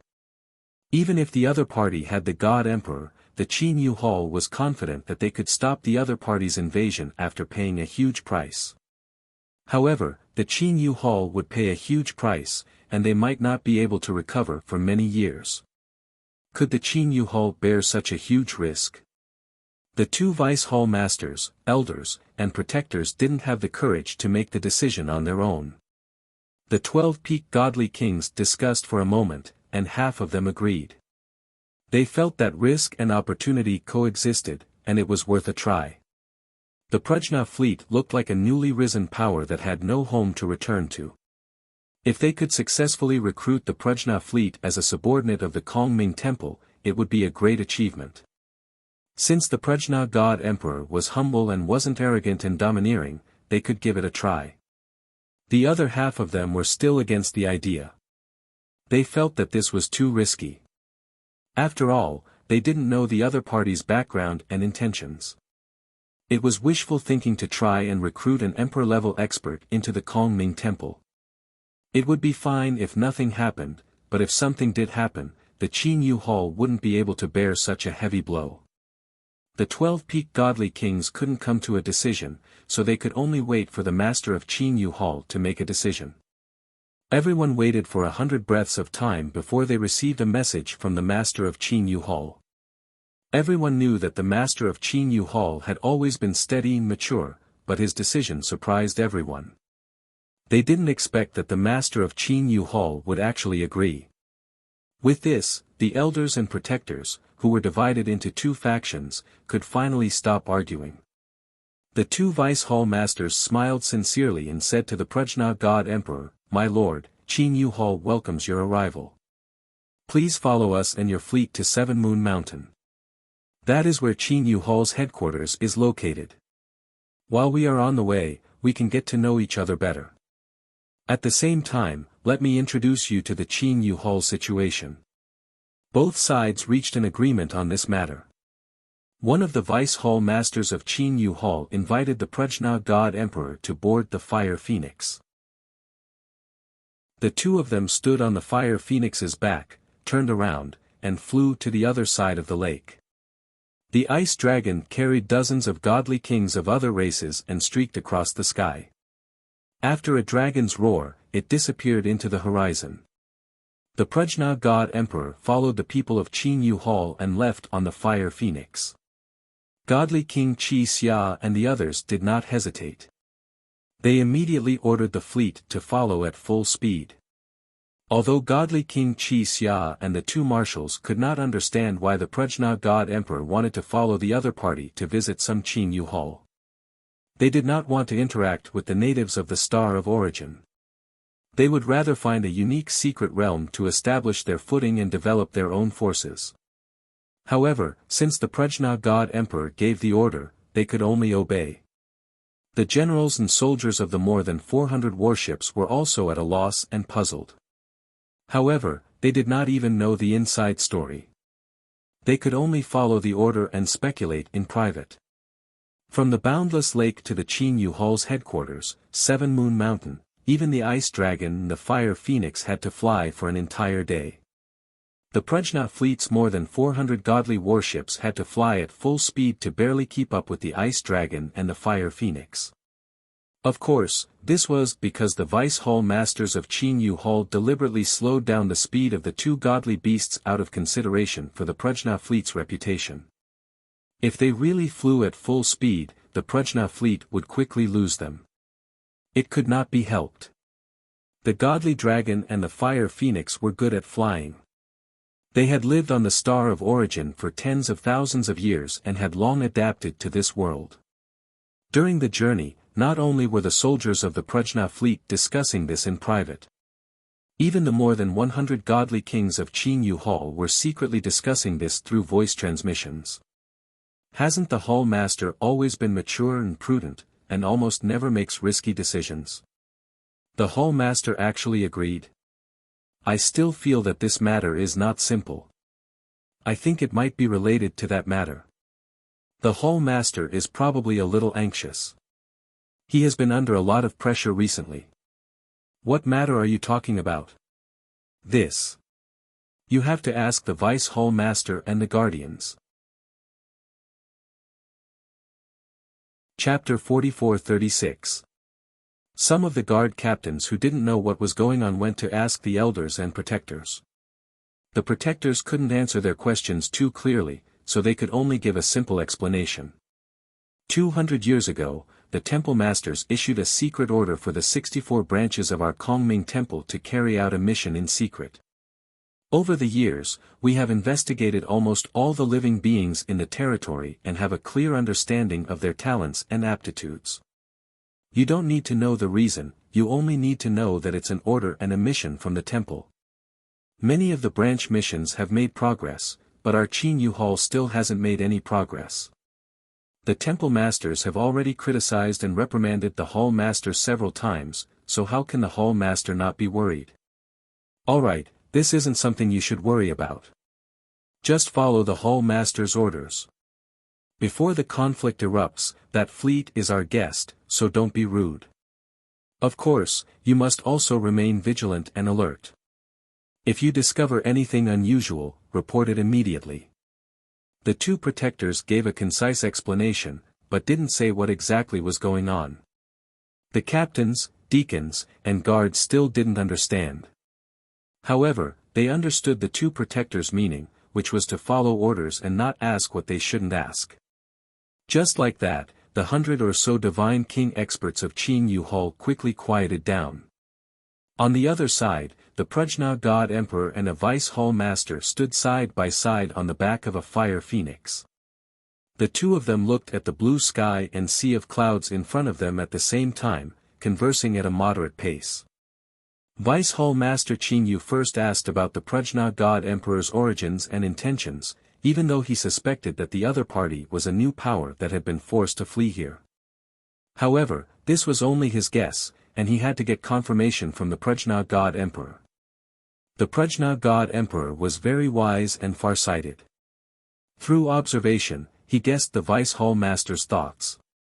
Thus, she followed the other party's guess and made up a series of lies. We came from an extremely distant place, on the other side of the sky. Our hometown was originally a picturesque place, peaceful and quiet. We lived there for generations, standing aloof from worldly affairs.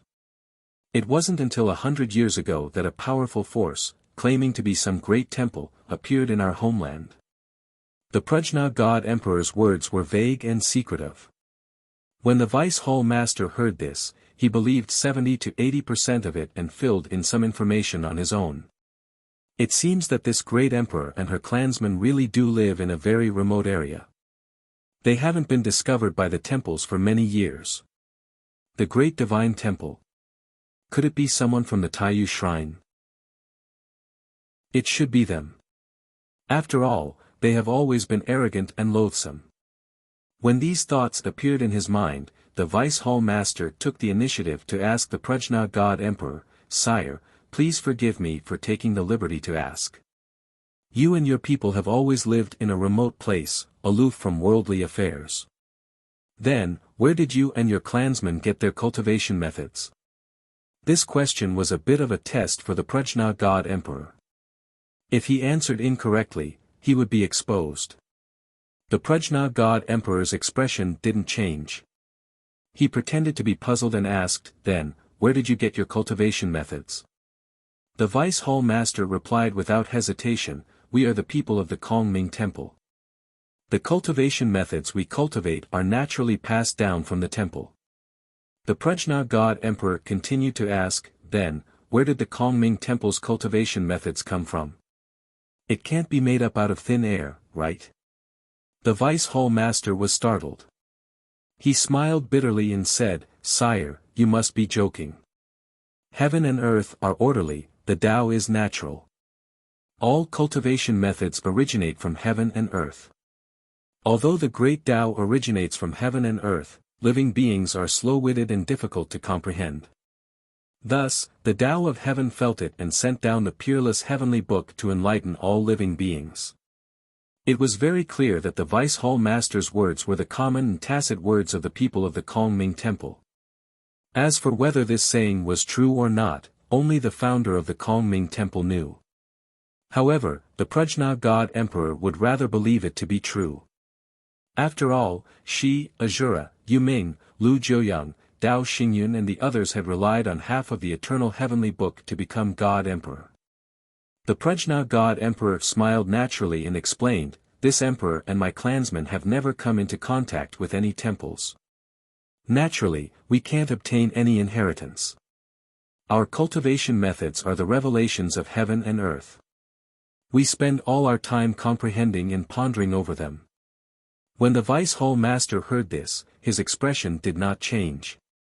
However, he was rather shocked inwardly. He thought to himself, "They can actually obtain revelations from heaven and earth without the teachings and inheritance of the temple? Could it be that this is the person that the Hall Master and the other Hall Masters are looking for, a person with extraordinary talent and aptitude?" When he thought of this, the Vice Hall Master's heart skipped a beat. His emotions fluctuated for a moment. Fortunately, he suppressed his excitement in time and did not reveal any abnormalities. However, what kind of person was the Prajna God Emperor?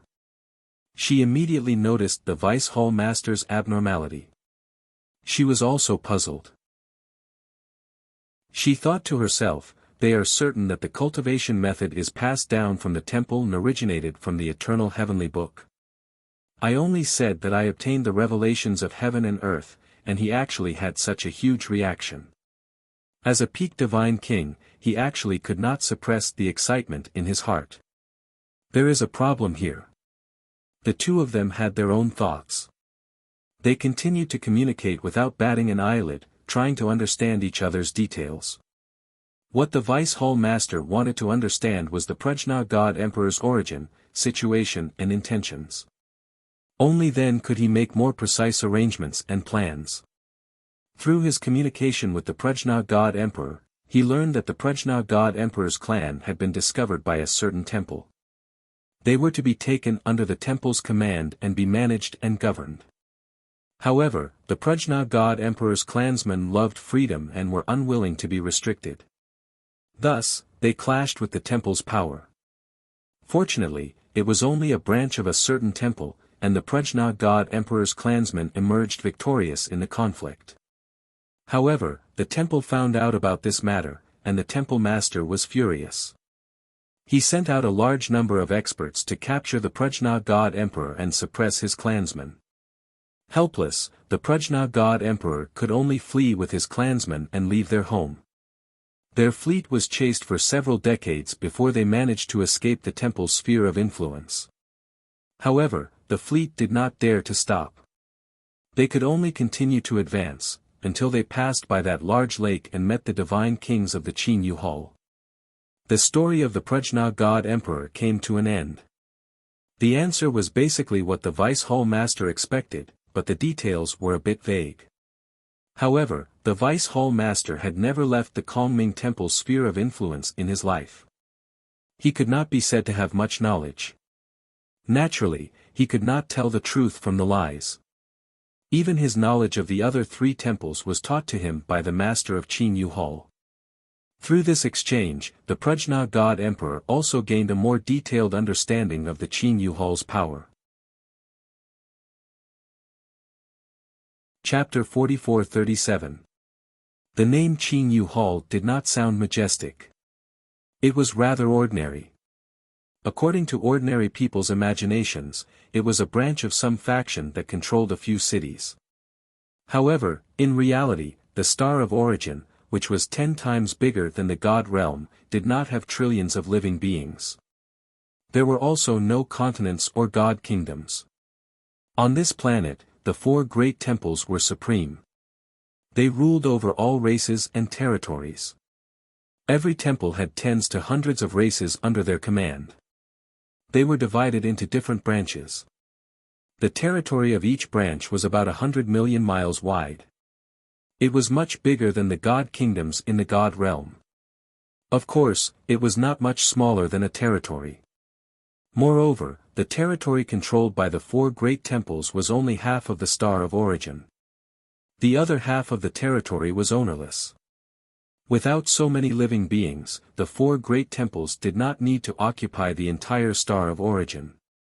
Within the 100 million miles of Chinyu Hall's territory, there were about 200,000 living beings. Compared to the other branches of the Kongming Temple, Chinyu Hall was located at the edge of the territory. It was more remote and had fewer living beings. However, when the Prajna god emperor learned that the weakest among the 200,000 living beings, the women and children, were heavenly gods and godly lords. Half of the living beings were godly kings, he was stunned. In the god realm, every godly king was a 1 in a billion genius. They were extremely respected experts. In the entire god realm, there were less than 3,000 godly kings in all 5 continents. On the Star of Origin, all living beings were heavenly gods the moment they were born. Even if they did not have the talent for cultivation and could not cultivate the techniques passed down by the temples, they could naturally reach godly lord realm as they grew older. If they were slightly more talented and worked harder, they would definitely become a godly king after cultivating for hundreds or thousands of years. As for those who cultivated for more than 10,000 years and had outstanding talent and comprehension, they had a high chance of becoming an upper-level godly king. Therefore, the 3,000 guards of Chinyu Hall were all upper-level godly kings. There were even as many as 18 peak godly kings. Only 12 of them were present today. The other 6 peak godly kings were guarding the headquarters on 7 Moons Mountain. Since the establishment of Chinyu Hall 10,000 years ago, it had never experienced any disasters or wars. It had always been peaceful. Therefore, Chinyu Hall only had 3,000 guards. If there was a crisis of life and death, and the entire population was mobilized, that would be 100,000 god kings and 100,000 god monarchs. Such a terrifying battle prowess would suffocate anyone who heard it. Qin Yu Hall was just one of the branches of Kongming Temple, and it was one of the weaker branches. One could only imagine how powerful the Kongming Temple was. The mere thought of it caused the Prajna God Emperor's mouth to go dry. His heart was filled with shock, fear, and jealousy. After all, the Star of Origin was the origin of the universe and the source of all power. The living beings of this world were born gods. While the Sanskrit fleet followed Vice Hall Master Clear Moon and the others to Seven Moons Mountain, Ji Tianqing did not remain idle. He could not hear the conversation between the Prajna God Emperor and Vice Hall Master Clear Moon. However, he could guess some clues from the change in attitude of both sides, as well as the Prajna God Emperor's change in expression and the final decision he made. Based on his understanding of the Prajna God Emperor, the other party's background was definitely not small. Their forces were definitely very powerful, and there was a God Emperor overseeing them. Otherwise, the Prajna God Emperor would definitely not follow the other party to their territory. Ji Tianqing secretly calculated. It was his first time on the Star of Origin, and he was in the dark. It was safer to observe and gather information first. He could not always follow the Prajna fleet while invisible. He could not communicate with the godly kings of the other races in Qin Yu Hall. It was not beneficial for him to gather information. Therefore, he decided to sneak into the Prajna God Emperor's fleet and take over the body of a certain general on the divine ship. If the Prajna God Emperor was overseeing the fleet, this idea would be somewhat difficult and risky. However, the Prajna God Emperor was at the front, standing on the back of the Fire Phoenix and communicating with Vice Hall Master Clear Moon. He was thousands of miles away from the fleet. This was an excellent opportunity for Ji Tianqing. He decisively approached the Prajna fleet and aimed at the divine ship at the very back of the fleet.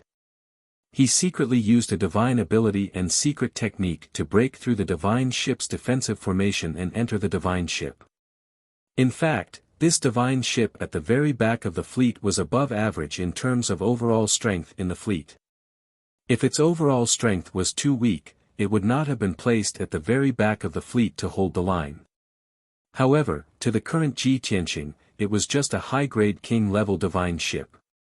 Even if it was protected by a top-grade king-level divine formation, he could infiltrate it in an instant. After infiltrating the divine ship, he entered the depths of the divine ship as if there was no one around and rushed to the secret room where the general was. In the short span of 10 breaths, he had figured out the positions of the more than 200 soldiers on the divine warship. He had even predicted everyone's next move. There was a total of 260 soldiers, all of them in a state of alert. Half of them were guarding the entrance and passageway, while the remaining 100 soldiers were on standby in the main hall. There were another 20 soldiers who were in charge of controlling the formation and could activate the divine cannons at any time to engage in battle. Of the last 10 soldiers, 8 of them were controlling the divine formation in the control room and were in charge of steering the divine ship. Only 2 guards were guarding the entrance of a secret room in the depths of the divine ship. In that secret room, there was a 7th-degree realm high-grade divine king, who was the general commanding the divine ship. Ji Tianqing was invisible and had no presence at all. He walked straight to the entrance of the secret room and the 2 guards could not see him. He flicked his finger lightly and the 2 guards fainted without noticing. They did not fall to the ground but remained standing on the spot like stone statues. Then, Ji Tianqing looked at the door of the secret room and his eyes became deeper and clearer. Soon, he saw through the defensive formation.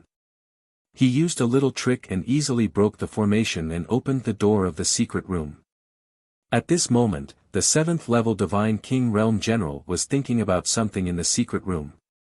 Suddenly, he saw the door of the secret room open and subconsciously turned his head to look. He frowned and scolded in a deep voice, "Bastard, how dare you barge in without any notice?" He could not see Ji Tianqing, so he naturally thought that it was one of his generals who came to report the news. However, he was only halfway through his sentence when he stopped abruptly. A formless and terrifying divine power, like the suppression of heaven and earth, sealed him in an instant, causing him to lose all ability to move. He could not even speak. His heart was filled with shock and fear, but he could not call for help or save himself. There was only one thought in his mind: could it be that those damned strange races, on the surface, they are taking us to their territory, but in reality, it is a trap and they want to kill us halfway? Before he could think about whether the fleet was in danger or whether the Prajna God Emperor had noticed anything strange, at this moment, a formless divine power invaded his mind and instantly destroyed his godhead. Chapter 44-38. This divine general did not die peacefully. The moment he lost consciousness, his mind was still filled with fear and anxiety. But fortunately, his death was relatively sudden and he did not feel any pain. A moment later, the divine general who had just died came back to life. There was no doubt that he had been possessed by Ji Tianqing. In order not to reveal any flaws, Ji Tianqing could only close the door of the secret room, spend some time to refine this person's divine deity fragment, and plunder the memories of the soul. Just as Ji Tianqing was refining the divine deity fragment, the two guards guarding the door of the secret room naturally woke up. The two of them were still standing straight at the door, without any abnormalities. But both of them felt a little strange, as if they had lost consciousness for a moment just now. That time was very short, like half a quarter of an hour, but also like a breath. It felt very unreal, like a dream, so the two guards did not dare to confirm it. Even though the two of them were apprehensive for a while, they were not too sure and quietly asked each other. But the result was still unsettled. After all, there was no change in the two of them and the door of the secret room. Looking around, nothing happened. The two of them could only treat this small accident as them being absent-minded at the same time. Moreover, the two of them had to keep this secret and not let the divine general know. Otherwise, if they were distracted while on duty, they would be punished. 2 hours later. Ji Tianqing in the secret room had already refined the divine general's divine deity fragment and obtained the corresponding soul memories. Feiyang Shenhuang, 7th realm strength, trusted subordinate of divine King Qi Xia, one of the domain lords of the chaotic continent. Simply put, this Feiyang Shenhuang came from the god realm and followed divine King Qi Xia to seek refuge with the god emperor of Prajna. From now on, Ji Tianqing would use this identity to mix in with the Prajna fleet and explore the secrets of Qin Yu Hall and Kongming Temple. A day passed quickly. The Prajna god emperor and his subordinates found that a day on the origin star seemed to be longer. Moreover, there was no obvious difference between day and night. All the stars were very bright. Even the so-called night was only a little darker than the day. It was like the brightness of a cloudy day. The two god beasts brought the Hanya fleet and successfully arrived at 7 Moon Mountain, the headquarters of Qin Yu Hall. Even though they were still 100,000 li away, they could already see 7 particularly prominent mountain peaks in the boundless mountain range. The mountain peak was like a crescent moon, undulating in a smooth arc. It was concave in the middle and pointed at both ends. It was very unique. The 7 crescent-shaped mountain peaks were scattered in picturesque disorder. They were located at the top of the vast mountain range and were especially eye-catching. This region was the place with the most abundant heaven and earth divine energy within 100 million miles of the territory. It was also known as the Divine Range. The 7 crescent-shaped mountain peaks were the starting points of the Holy Range. Naturally, it was the best place to cultivate. Qin Yu Hall chose 7 Moon Mountain as their headquarters. They built a floating city on top of the 7 mountain peaks, surrounded by hundreds of majestic palaces and buildings. From afar, 7 Moon Mountain had both the mystery of the Holy Range and the grandeur and solemnity of the place. Qin Yu Hall had more than 200,000 living beings under its command. Most of them lived in that huge floating city. Most of the leaders of Qin Yu Hall, including the god kings and the god kings, lived in the palaces around the city. In the hearts of the Hanya god emperor's soldiers, that was the perfect place to cultivate. It was like a paradise. Staying in the city and palace of Seven Moon Mountain, even an ant or a sparrow would be born with the strength of a heavenly god. If they gained sentience, they could easily become a god lord after cultivating for a while. If they were a little smarter and more hardworking, they would have a high chance of becoming a god king. This was something that the tens of thousands of soldiers envied. When they were about to reach Seven Moon Mountain, the ice dragon and fire phoenix stopped in the sky. The two vice hall masters smiled and explained to the Hanya god emperor, "The headquarters of our hall, Seven Moon Mountain, is up ahead.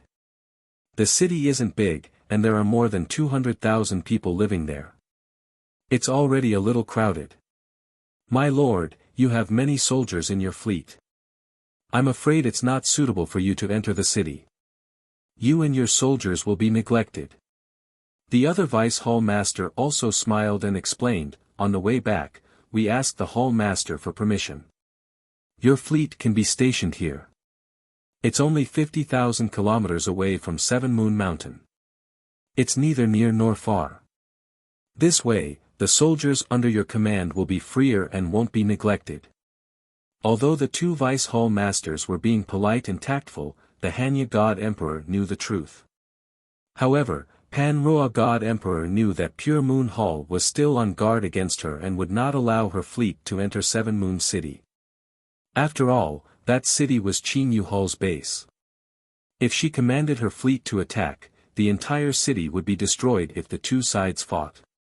It was actually quite appropriate for the fleet to be stationed here and maintain a distance of 50,000 kilometers.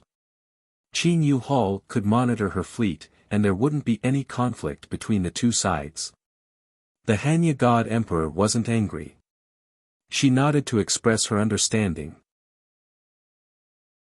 The two vice hall masters heaved a sigh of relief as if a heavy burden had been lifted from their shoulders.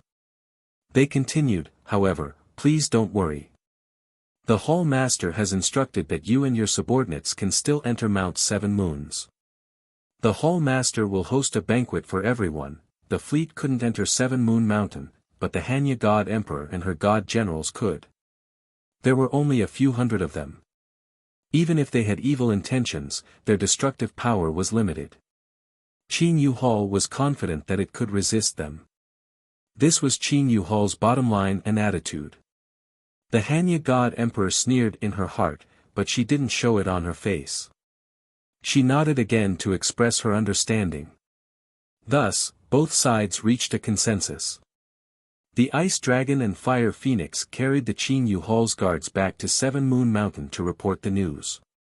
The two Vice Hall Masters stayed behind to accompany the Hanya God Emperor. As for the Hanya God Emperor's fleet, they stayed where they were and camped. It was actually very simple to say that they were camped. More than 90,000 soldiers still stayed in more than 400 god warships. However, the god warships had to be arranged in a formation and hover in the sky. Moreover, many god generals had to work together to cast a spell and set up a defensive formation around the fleet in case of any accidents. In just 4 hours, the Hanya fleet finished setting up the defense and successfully camped there.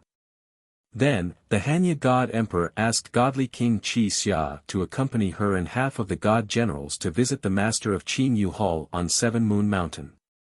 2 marshals and more than 200 god generals stayed in the fleet, maintaining vigilance in case of any accidents. Fortunately, Ji Tianqing had been named by Scarlet Afterglow. He was on the list to enter Seven Moons Mountain. He silently mixed in with the team and followed godly King Qi Xia and the Hanya God Emperor to Seven Moon Mountain.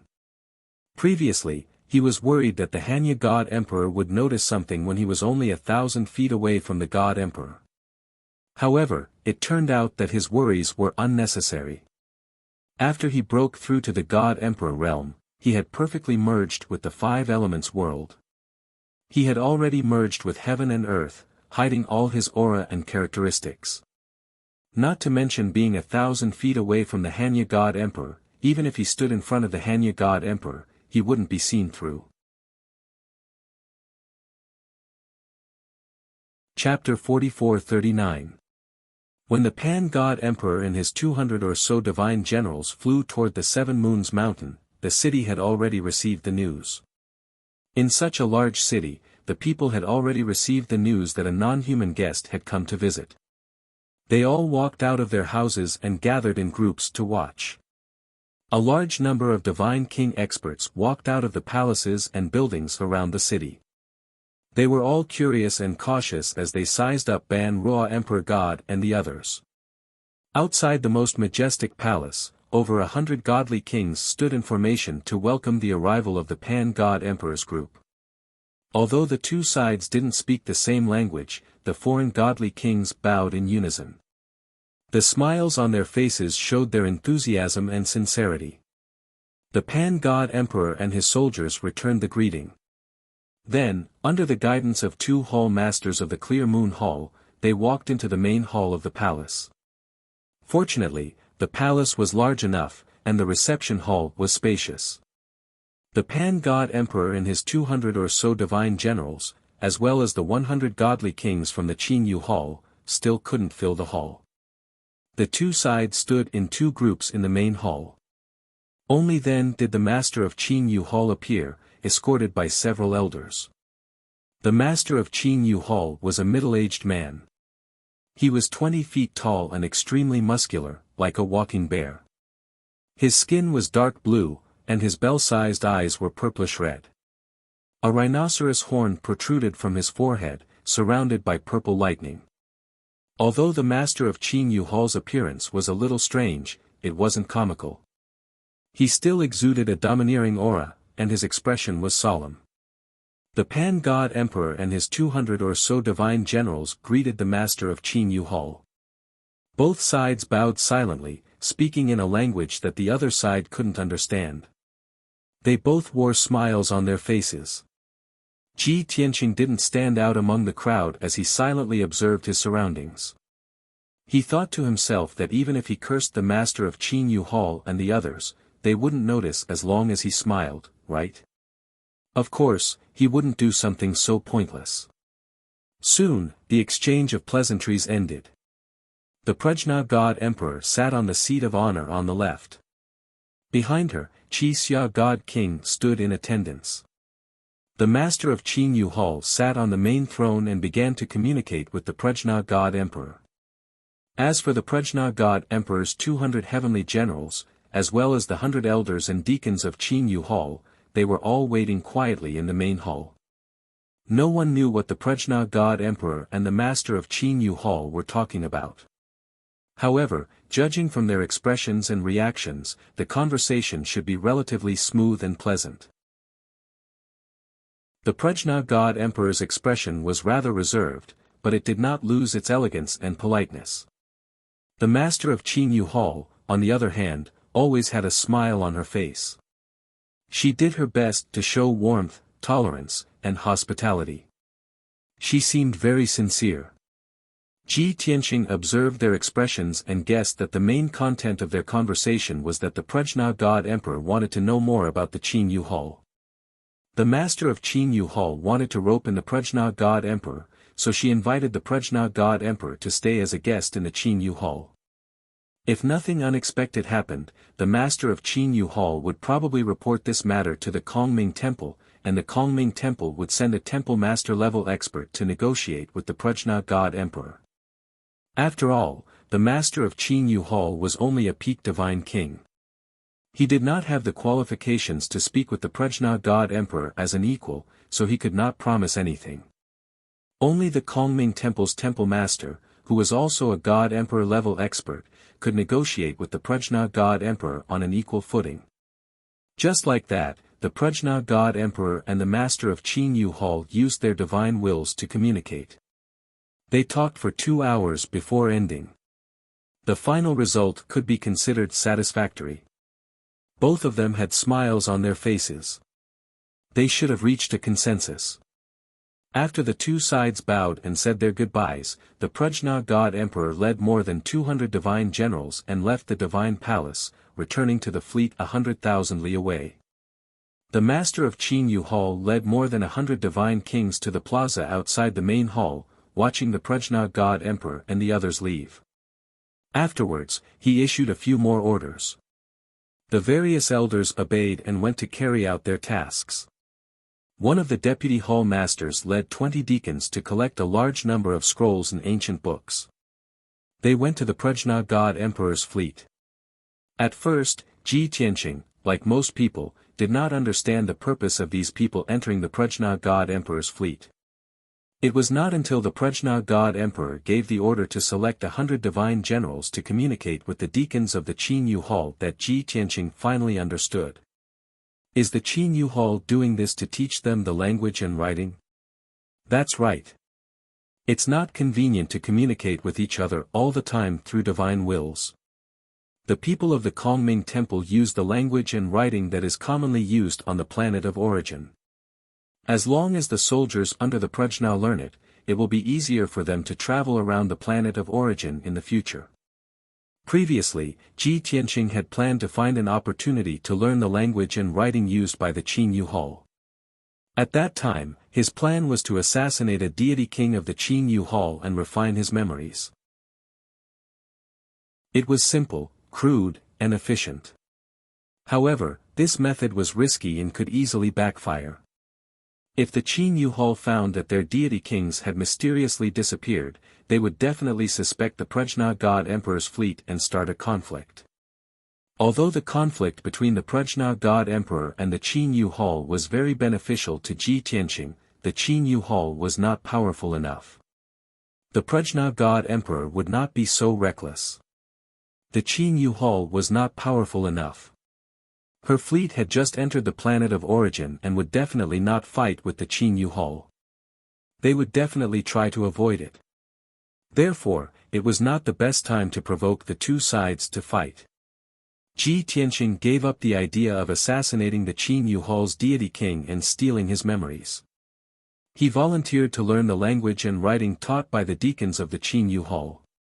Just like that, Ji Tianqing and hundreds of heavenly generals began to listen to the teachings of the deacons of the Qin Yu Hall. Each deacon of the Qin Yu Hall was responsible for teaching 5 heavenly generals. This was more efficient.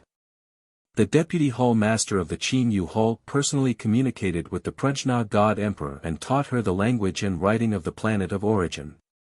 Whether it was the heavenly generals or the Prajna God Emperor, they were all top experts in the world. There was no problem with their talent and comprehension. Even if they had to learn a new language and writing, they were able to do it easily. In just 5 days, the Prajna God Emperor and nearly 100 heavenly generals had learned the language and writing of the planet of origin. However, peerless geniuses like the Prajna God Emperor and Ji Tianqing had a clearer grasp of the language. Among the hundreds of heavenly generals, most of them could only be considered passable. Of course, even if their pronunciation was not very standard and their accent was a bit strange, it was not a problem for them to communicate normally with the deacons of the Qin Yu Hall. After that, the 100 heavenly generals who had learned the language and writing of the planet of origin shouldered the task of teaching others and began to teach the many soldiers in the fleet. The Prajna God Emperor had mastered the language and writing of the planet of origin and began to read the books sent by the Qin Yu Hall to learn about the history and various important events of the planet of origin. Ji Tianqing was also doing the same thing. Chapter 4440. Ordinary soldiers were not in a hurry to learn about planet of origin.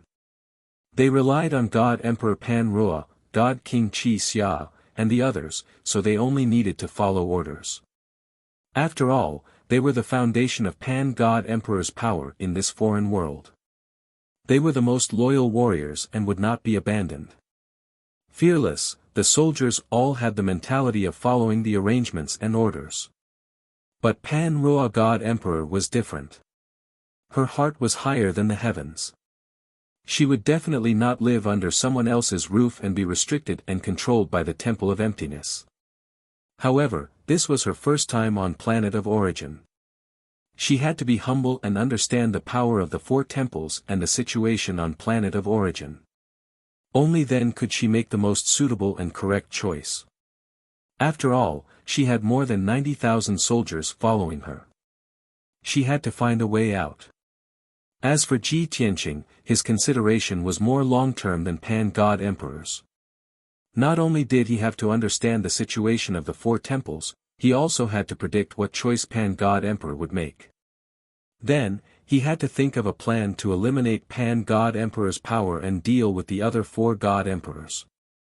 And these plans had to avoid the four temples as much as possible. If the four temples were involved, the result would be hard to predict. After learning the language and writing of Planet of Origin, the hundreds of god generals were busy teaching the other soldiers. Only Ji Tianqing did not teach others. Instead, he focused on studying the books given by Qin Yuhal's deacons. Qi Xia Deity King noticed this and was curious about Ji Tianqing. She came to talk to him personally. Ji Tianqing had already thought of an excuse. He explained to Qi Xia Deity King, "The deacons of Qin Yuhal only taught us the most basic writing and language so that we can communicate smoothly. But this is far from enough. We still have to understand the history of this planet and the current power structure. They will not teach us these things. We can only find the answers in the books." Regardless of the race, history books are always one of the most important ways to pass down knowledge. Qi Xia Deity King also agreed with his point of view and felt that what he said was very reasonable. He couldn't help but nod and praise, "I didn't expect you to be so knowledgeable. Since that's the case, you don't have to teach the soldiers. Just follow me. I have a lot of things to deal with, so I don't have much time to study and read books. Once you've studied it thoroughly, report back to me." Unknowingly, Ji Tianqing had been promoted, and his power and status had increased. Being able to follow Crimson Afterglow and play the role of advisor meant that he would be able to come into contact with people like the Prajna God Emperor and the Master of Qin Yuhal. This would be more beneficial to his plans and actions, so he naturally agreed. In the following month, the soldiers of the entire fleet were in a state of learning, quickly grasping the words and language of the Planet of Origin. Ji Tianqing would read a large number of books every day, and at night, he would impart them to Crimson Afterglow God King. After reading a batch of books, Crimson Afterglow God King would ask the deacon of the Qin Yuhal for more books. As such, Ji Tianqing read more and learned more than anyone else. After a month, even the Prajna God Emperor's understanding of the Planet of Origin was not as deep as his. During this time, he spent every day with Crimson Afterglow God King as Feiyang Shenhuang, acting very naturally. Even though he was Crimson Afterglow's trusted general in name, in their actual interactions, he was neither servile nor overbearing. In fact, in the process of imparting knowledge to Crimson Afterglow, he inadvertently revealed his unique insight and breadth of mind, which made Crimson Afterglow admire and praise him. After spending so much time together, Crimson Afterglow God King especially admired and valued him, even forgetting about each other's identities and interacting more like friends. Even though Feiyang Shenhuang had an ordinary appearance, his strength and realm were ordinary. But the confidence, insight he revealed naturally had a unique temperament and charm, which made Crimson Afterglow respect him more and more. The other God King generals saw how Feiyang Shenhuang and Crimson Afterglow were inseparable every day, and were envious and jealous. Some God Kings even sowed discord, slandering and defaming Feiyang Shenhuang. But Crimson Afterglow did not care, and even punished those God Kings, believing that they had ulterior motives and were jealous of the virtuous. This matter did not blow up, only causing a small disturbance. When the Prajna God Emperor learned of this matter, he pretended to unintentionally find Crimson Afterglow for a discussion, to find out what was going on. At that time, Ji Tianqing and Crimson Afterglow were imparting knowledge to each other in the study. The two were sitting upright, with a desk in the middle, on which were basic ancient books. Ji Tianqing was teaching Crimson Afterglow. Crimson Afterglow listened attentively, looking at Ji Tianqing with a gentle gaze, filled with deep admiration. The Prajna God Emperor hid outside the door, purposely concealing his presence and aura, and secretly observed for a moment. Seeing Crimson Afterglow's reaction, and then looking at Feiyang Shenhuang's incessant narration of history, she suddenly had some feelings in her heart. Crimson Afterglow's nature is like this emperor's, he has always been proud and aloof, thinking highly of himself, and it is difficult for ordinary people to enter his eyes. She had been in charge of the primal chaos mainland for so many years, but there was never a military advisor or capable minister under her command. But now, here, she thinks highly of and admires Feiyang Region Lord. That Feiyang Region Lord is indeed a talent, just that he has been buried in the past. But, Crimson Afterglow, don't have any mortal thoughts. The Prajna God Emperor was the leader of 100,000 soldiers, an emperor-like existence. Even if she was worried that Crimson Afterglow would have any mortal thoughts about Feiyang Shenhuang, she would not be narrow-minded and destroy the harmonious relationship between the two. She pretended that nothing had happened, and quietly left Crimson Afterglow's study. Crimson Afterglow did not know anything about this, but Ji Tianqing, who was lecturing, was well aware. He did not reveal any abnormalities, and continued to narrate to Crimson Afterglow, up till now, the oldest god on the star of origin that can be traced back, has a lifespan of 100,000 years. That expert's position is the most revered, and the 4 great temples are very respectful to him, calling him Old Ancestor. It is said that the Old Ancestor is not a native of the star of origin, but came from the god realm, and entered this star 100,000 years ago. We all know that the star of origin is shrouded in the primal chaos fog, and one has to break through the fog to enter. Ever since the Old Ancestor broke through the fog, in the following 70,000 years, many experts have entered this star, and they have established the 4 great temples. Now, the living beings on the star of origin are roughly divided into 2 types. One type is outsiders like us, known as the Hong clan.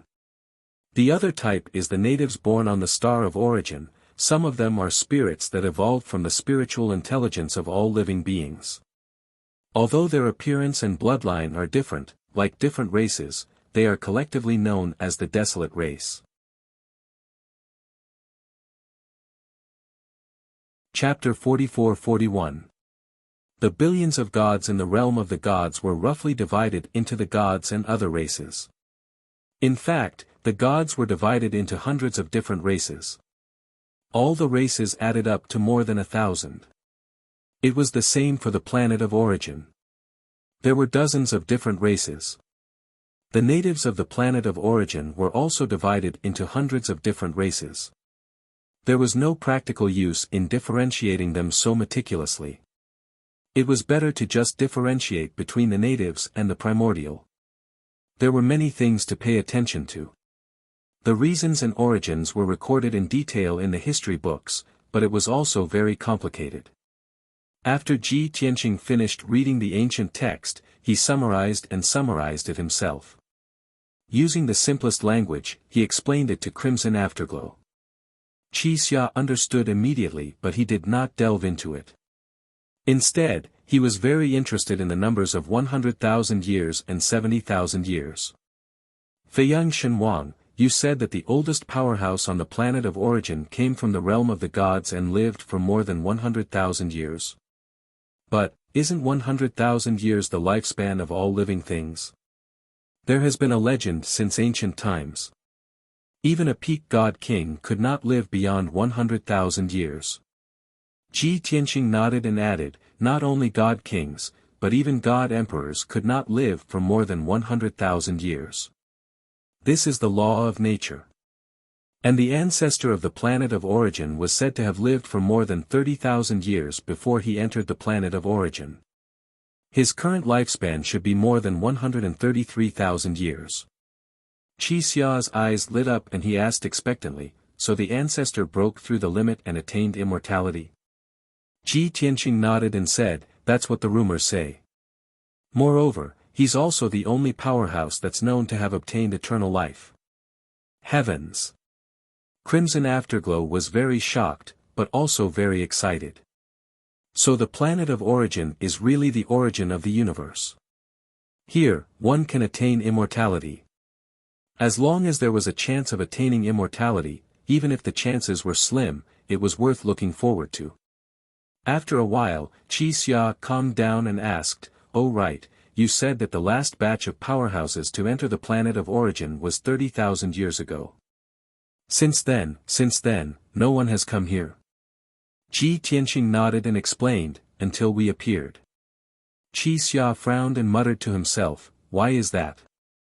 Is it because the realm of the gods and the dragon realm did not have a god emperor in those 30,000 years?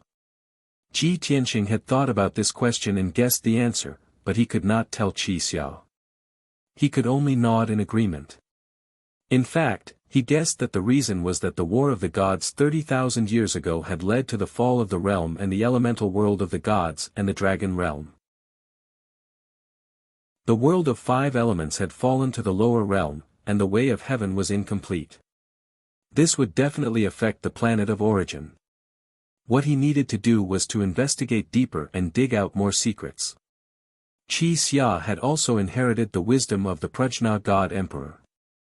After pondering for a while, he said to Ji Tianqing, Feyangshen Wang, fortunately you have read so many ancient books to understand the history and secrets.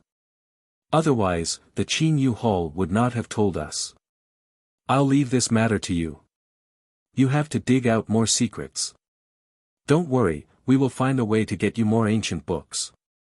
Ji Tianqing naturally agreed with Crimson Afterglow's suggestion.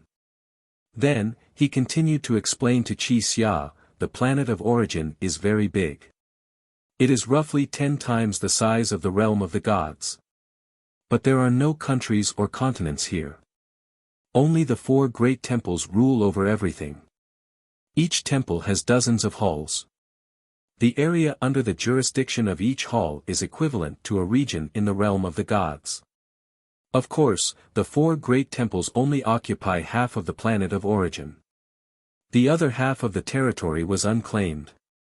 In the future, if the Prajna God Emperor wants to establish his own temple, it would be best to choose from those unclaimed lands. Hearing this, Qi Xia frowned and glared at him sternly.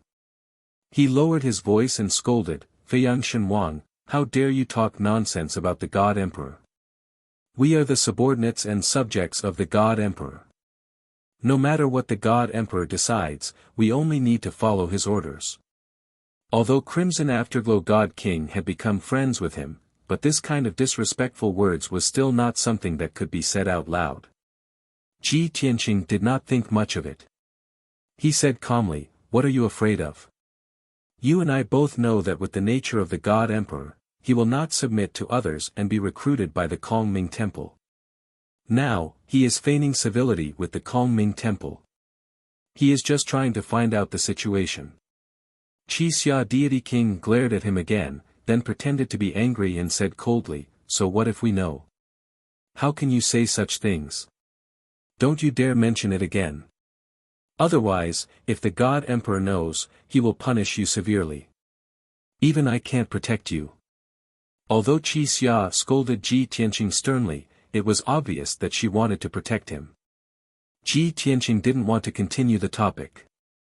He continued, I've read more than 800 ancient books in the past month and found that the history of the Star of Origin is actually very simple. The 4 ancient godly temples weren't hostile to each other. In this world where resources are abundant and everyone has the chance to live forever, it is very peaceful. There are very few wars and killings. The fairyland of the world, the land of peace and eternal life, is actually here. Therefore, when the experts of the Kongming Temple come to negotiate with the Prajna God Emperor, there may not be any conflicts or conflicts. Only in places where resources are scarce, wealth is unequal, and power is not equal, there will be more conflicts, and wars. The Star of Origin is very special. Many of the creatures in this world are in a state where they have no desires. They do not need to cultivate. As they grow older, they can reach the Divine Lord realm and have a lifespan of more than 10,000 years. A slightly more diligent creature with a bit of understanding can become a Divine King expert. Here, divinity is far more important than humanity. There are not so many schemes, and cruel vendettas. Therefore, Ji Tianqing knew that it would be very difficult to instigate a war between the Kongming Temple and the Prajna God Emperor. After hearing Ji Tianqing's words, Qi Xia nodded thoughtfully. After a while, she announced the end of the day's study and asked Ji Tianqing to leave. She got up and went to find the Prajna God Emperor. She naturally had to tell the Prajna God Emperor what Ji Tianqing said to her. At the same time, she also had some ideas and wanted to give some suggestions to her master. But when she entered the Prajna God Emperor's ship, she met the two deputy hall masters of the Qin Yu Hall outside the study. The two deputy hall masters were here to send a message. They were all smiles as they told Qi Xia that the temple master of the Kongming temple had arrived. Chapter 44-42. As expected, Qin Yu Hall had reported the news to the Kongming temple a month ago. To recruit the Prajna God Emperor and his fleet, the master of Qin Yu Hall's identity and status was far from enough. Only the Kongming temple's temple master had the right to do so. Of course, the Kongming temple had several temple masters. Ji Tianqing, Qi Xia Godly King, and the Prajna God Emperor had learned from the master of Qin Yu Hall that the Kongming temple had 5 temple masters. As for their titles, they were simple, from the first to the 5th. First temple master, second temple master, third temple master, until the 5th temple master. The person who had come to Seven Moon Mountain to recruit the Prajna God Emperor and his fleet was the second temple master. The first temple master was the most powerful person in the Kongming temple. Of course, he was in charge of the temple and would not make a move easily. Sending the 3rd, 4th, and 5th temple masters to deal with this matter would show that they did not place enough importance on it. Therefore, the second temple master was the most suitable person to recruit the Prajna God Emperor. It would also show the Kongming temple's sincerity. The second temple master did not come alone. He also came on a divine ship with 2 elders and 300 guards. There was no doubt that the 2 elders were peak godly kings and the 300 guards were all high-level godly kings. It was no exaggeration to say that godly kings were everywhere on the planet of origin and godly emperors were as common as dogs. Even the number of God Emperor experts could not be counted with 2 hands. At the very least, the 5 temple masters of the Kongming temple were all God Emperor experts. The second temple master's strength was also extraordinary. He had reached the middle level of God Emperor. The 2 Qin Yu Hall vice-temple masters sent a message to the Prajna God Emperor. They said that the second temple master was waiting in Qin Yu Divine Palace and asked the Prajna God Emperor to meet him as soon as possible. This time, the 2 sides were meeting to discuss serious and important matters.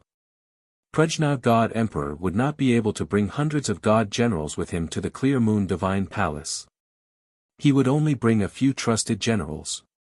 As usual, the Crimson Afterglow Deity King followed her while the 2 marshals stayed behind to guard the fleet. Other than that, Prajna God Emperor ordered Qi Xia Deity King to appoint 18 deity generals as guards. Feiyang Shenwang was now one of Godly King Qi Xia's most trusted aides. Naturally, he was named to follow the Prajna God Emperor to the Clear Moon Divine Palace. When they arrived at Clear Moon Divine Palace, they were led by the 2 deputy hall masters of Clear Moon Divine Palace into the reception hall. Today, there were only about a dozen desolate race experts in the grand hall. It appeared a lot colder and quieter. The dozen or so experts were all important figures in Qin Yu Hall. Apart from the 2 vice hall masters, there were also 2 guardians and 10 elders. Even the master of Qin Yu Hall had to give up his throne and obediently stand beside the throne as a temporary guard. Naturally, the person sitting on the throne was the Kongming Temple's second hall master. He was a slovenly old man with a head full of white hair and a long white beard. He was dressed in a silver-white robe. He was not from the desolate race, but the god race from the god world, which was the so-called flood race. The second hall master did not have the dignified aura of a superior. Instead, he had a relaxed, lazy, and amiable temperament. When he saw Prajna God Emperor, Qi Xia Deity King, and the others, his eyes lit up. His body, which was leaning loosely on the throne, straightened up. Before the Prajna God Emperor and the others could greet him, the second Hall Master spoke with a thick God race accent. He laughed heartily and said, "Ha ha ha. That's great. I never thought that after 40,000 years, I would meet guests from my hometown again. This old man really didn't make this trip in vain. If he was a scheming and astute person, he would not be like the second Hall Master, greeting his fellow countrymen so enthusiastically." The Prajna God Emperor was stunned. Wuxia Deity King was also a little stunned. They turned to look at Ji Tianqing beside them. Ji Tianqing gave her a look, indicating for her to calm down. This should be normal. He had previously told Wuxia Deity King that the planet of origin was actually very peaceful. There were not many schemes and vendettas. For a God Emperor like the second Hall Master, other than seeking immortality, he probably had no other desires. Therefore, the second Hall Master's reaction was an expression of his true feelings. There should not be any special meaning. Wuxia Deity King nodded in understanding. He quickly reminded the Prajna God Emperor with a voice transmission and explained. The Prajna God Emperor glanced at Ji Tianqing and did not say anything. He led the others to greet the second Hall Master. Prajna and her disciples greet the second Hall Master and Senior. The title, Second Hall Master, was for his status, while Senior was a form of respect for his background. The second Hall Master quickly waved his hand, indicating for the Prajna God Emperor and the others to rise. After everyone was seated, the second Hall Master did not talk about the recruitment.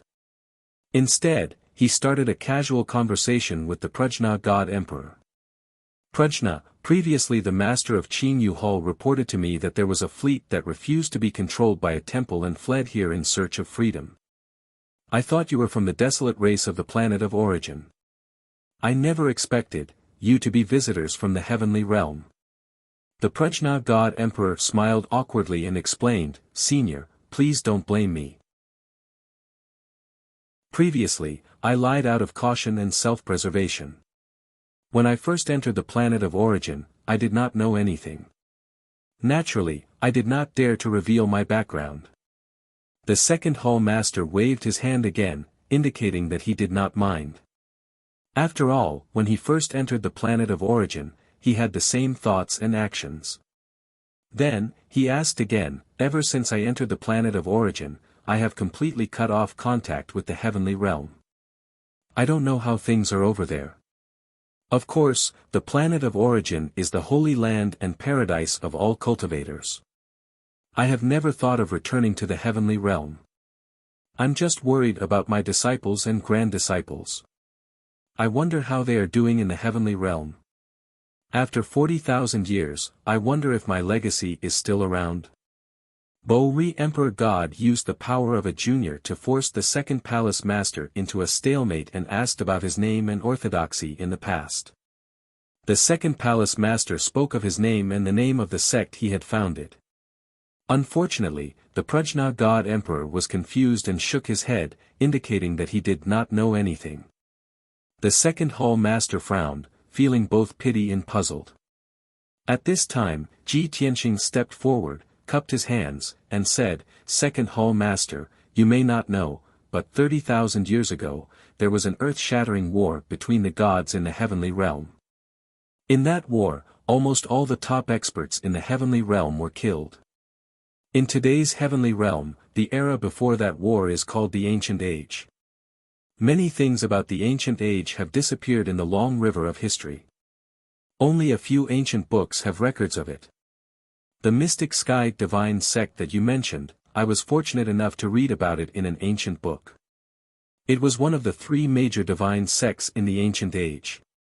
It once controlled the 2 continents, Vast Heaven and Vast Heaven. Unfortunately, in the war 30,000 years ago, the mystic sky divine sect was also involved in the war and eventually fell apart." Ji Tianqing was not lying about this. He had indeed read about it in an ancient book.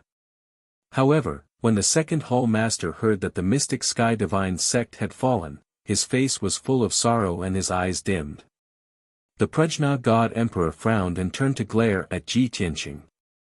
He was obviously angry. Book Guest House Reading Website. Chapter 44-43. Anyone could imagine how the second palace master would feel when he heard that his disciples and grand-disciples had been annihilated and that his legacy had been destroyed. The Pan-God Emperor had never heard of the profound Sky Divine sect's deeds. Even if she had, she would not have told him the truth.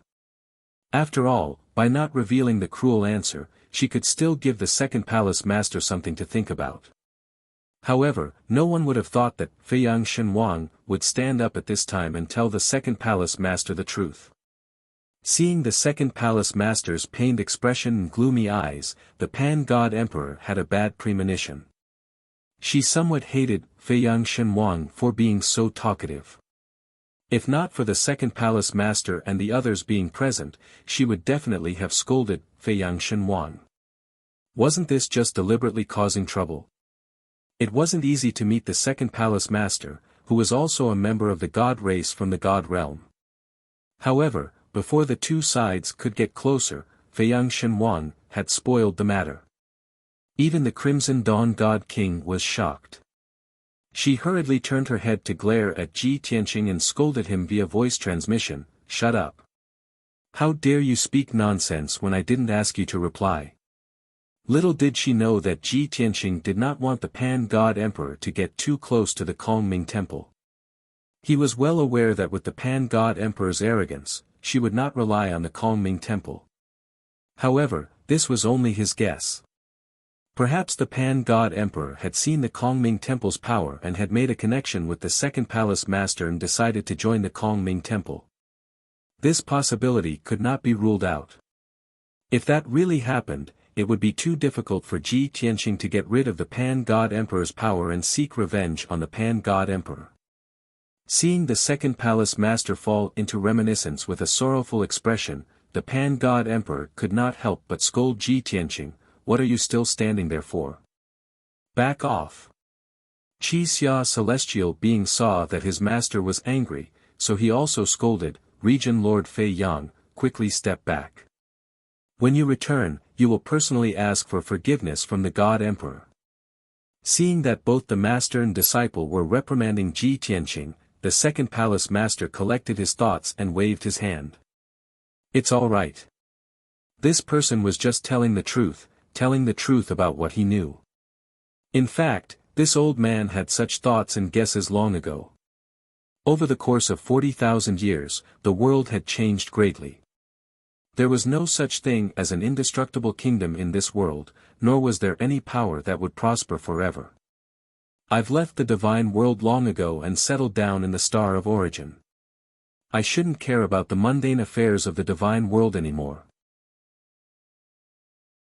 It's this old man's state of mind that isn't strong enough, so I've been blinded." During the 40,000 years that the second palace master had spent on the Star of Origin, he had no other desires other than to seek immortality. As for the God realm, he would never be able to return. In that case, his disciples and grand-disciples in the God realm, as well as the legacy he left behind, would no longer have much to do with him. It was just that he had suddenly met a visitor from his hometown, so he casually asked about it, wanting to resolve this knot in his heart. Unexpectedly, although the knot in his heart had been resolved, his hope had also been extinguished. After the second palace master collected his thoughts and calmed down, he started to talk about other topics with the Pan-God Emperor. Ji Tianqing retreated behind Qi Xia Deity King and silently observed everyone's reactions. From the looks of it, the second palace master's state of mind was indeed quite open-minded. He quickly walked out of the haze in disappointment. He and the Pan-God Emperor chatted cheerfully and wittily, talking about many stories and rumors about the divine world. Through the second palace master's narration, everyone had a better understanding of the divine world during the ancient times. It was not an exaggeration to say that the divine world during the ancient times was truly filled with geniuses and experts. At that time, the cultivation of the divine path had also developed and multiplied to its peak. It was extremely prosperous and brilliant. It was a pity that the glory of the ancient times had ended during the great battle of the gods 30,000 years ago. Other than the past of the divine world, the second palace master also introduced the situation of the star of origin to the pan-god emperor. Just as Ji Tianqing had investigated from the ancient books and records, no one knew how many tens of thousands of years the star of origin had existed. So far, the oldest expert known on the star of origin was the ancestor of origin. The second palace master also admitted that the ancestor of origin's lifespan had exceeded 130,000 years. He should be the only expert who had obtained eternal life. Unfortunately, the ancestor of origin had already transcended the world and was not bound by any restrictions. He also did not join the four great temples. For tens of thousands of years, the ancestor of origin had almost never shown his face. No one knew where he was living in seclusion. The experts of the four great temples had also searched for the ancestor of origin's traces countless times to find the mystery of eternal life. The results were disappointing. The experts of the four great temples had only seen the ancestor of origin once, but they did not obtain any useful clues.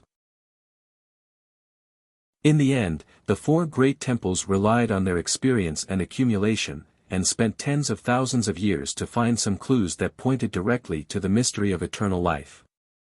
To put it simply, the four great temples had roughly grasped the mystery of eternal life, but they could not implement it yet. The second palace master seemed to be chatting casually, but he mentioned this matter by chance. But the pan-god emperor was most concerned about this problem. Seeking eternal life was her greatest goal and dream. She was very interested in this matter and hurriedly asked the second palace master, what was the result? What was the mystery of eternal life that the four great temples had grasped? How could one obtain eternal life? Hearing the pan-god emperor's series of questions, the second palace master was not surprised. He only revealed an unfathomable smile. Pan Roa, you are also an emperor-level expert. I think you know very well.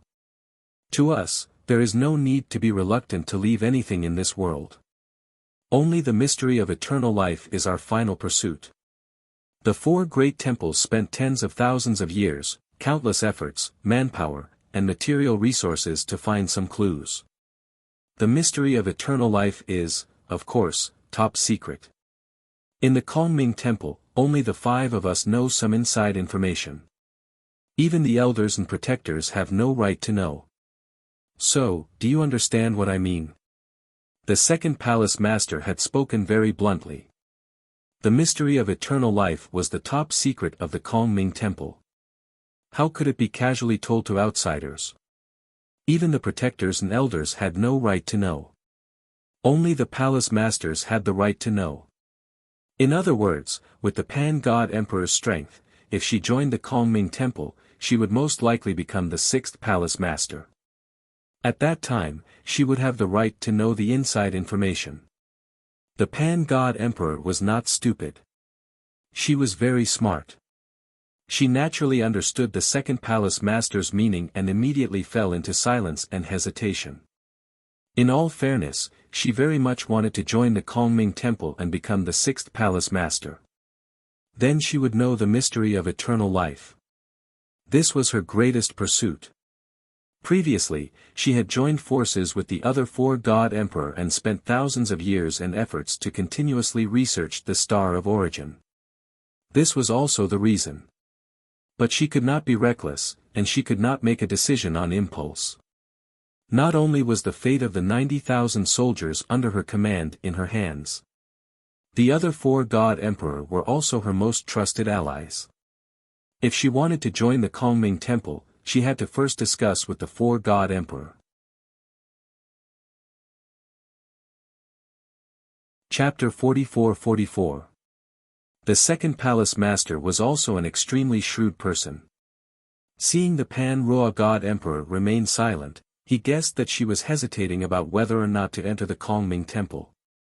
Since the Pan-Roa god emperor did not directly refuse or find any reason or excuse, it meant that this matter was very promising.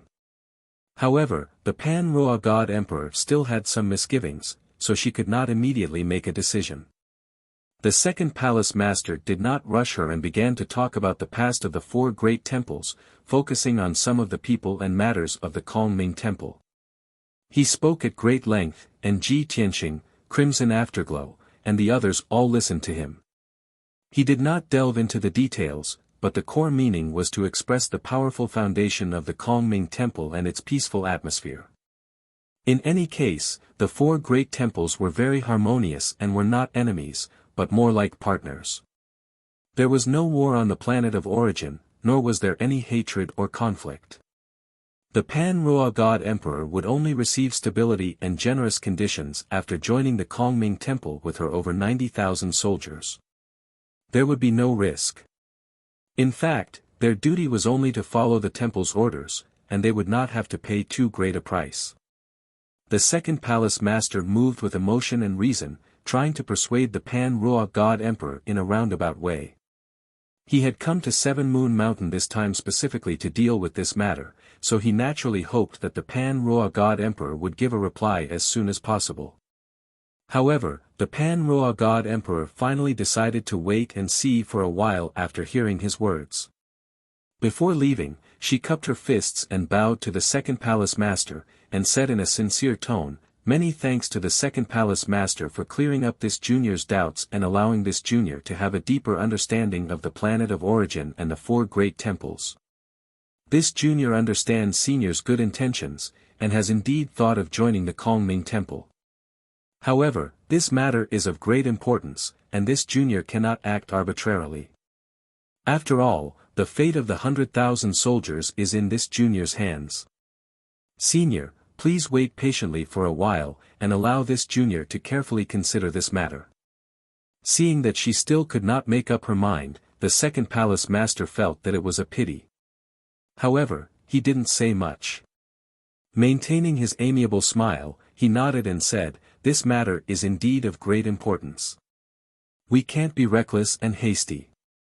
It's also good for you to discuss it with your subordinates. I'll give you half a month. I'll wait for you at Mount Seven Moons. When you have thought it through and can make a decision, you can come to Clear Moon Divine Palace to see this old man at any time." Prajna God Emperor once again cupped his fists to express his gratitude. Then, he led Qi Xia Godly King, Ji Tianqing, and the others away from the Divine Palace. On the way back to the fleet, the Prajna God Emperor's face was cold and indifferent, not saying a word. Crimson Afterglow and company didn't dare to say anything. They hurried on their way in silence. The atmosphere was a little gloomy. After returning to the fleet, Prajna God Emperor returned to the secret room of the flagship and contacted Lu Jiuyang, Dao Xingyan, and the others. She wanted to tell the four God Emperors everything she knew about the Star of Origin and the four holy temples. In addition, she also wanted to know the current situation of the four God Emperors and whether they had discovered anything. Finally, she wanted to discuss today's matter with the four God Emperors. No matter how amiable the second palace master appeared, he was still a fellow from the God realm. She didn't dare to trust him too much. Crimson Afterglow led Ji Tianqing back to the divine ship. The other divine generals and guards were dismissed. Ji Tianqing was left alone. Crimson Afterglow glared at him angrily and began to settle the score. "Feiyang Shenhuang, do you admit to your crimes?" Ji Tianqing lowered his head slightly and cupped his fists in salute. He said calmly, "If my lord thinks that I am guilty, then I am guilty. However, after today's matter, I feel that not only am I not guilty, but I have also contributed." Crimson Afterglow was still thinking about how to punish Feiyang Shenhuang. She wanted to punish him and appease her master without being too harsh. Even she didn't realize it. She didn't know when, but she had already regarded Feiyang Shenhuang as a friend. This was because Feiyang Shenhuang's temperament was too special. Even though he was her subordinate in name, he had never been servile or overbearing. The two of them had been together for a month. Her attitude had also changed imperceptibly. However, she didn't expect that Feiyang Shenhuang would not only not admit to his crimes, but also say such words. She was stunned. Subconsciously, she asked, "What? Not only are you not guilty, you have contributed?" "Humph. I want to hear how you are going to twist the truth and turn the facts upside down. Only then will you be able to turn your crimes into contributions." Ji Tianqing calmly explained, "You and I both know that the second palace master is here to recruit the Prajna God Emperor. Therefore, although he is in a high position, he acts amiable and approachable. He is a senior from the God realm. He used this opportunity to talk to the Prajna God Emperor about the God realm's past for more than 2 hours. These are all basic methods to improve the relationship and win the trust of others. However, with his status and strength, he used these methods very cleverly. It was very convincing." Crimson Afterglow frowned. She asked coldly, "You mean, the second palace master's amiability and closeness to the God Emperor are all fake?" Ji Tianqing nodded. He continued, "If even you think that this is his true nature and he is not pretending, then it means that he has succeeded in his disguise. Think about it.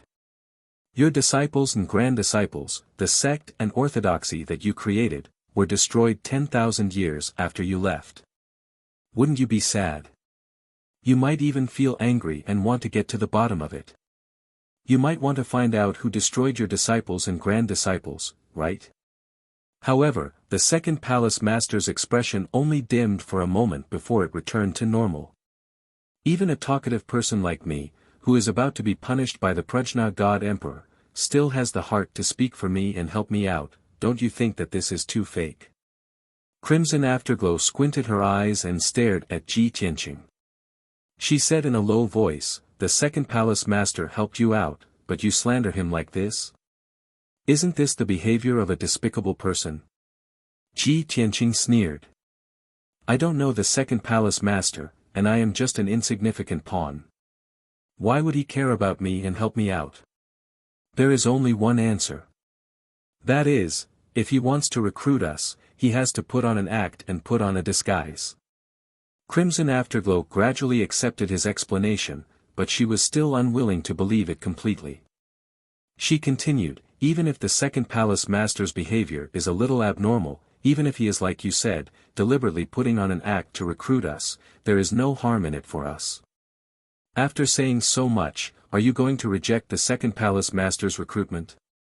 Ji Tianqing nodded and said, "Of course." The second palace master described the Kongming temple as incomparably powerful, but also very peaceful. "If we join the Kongming temple, we will not have to pay any price, and we will be able to exchange for a very good environment and treatment." "Why? If there are not enough benefits, why would the Kongming temple do this? Don't blindly believe in the kindness and charity of others, and don't treat those God Emperor as saints. Although, I am still not sure what the Kongming temple's intentions are.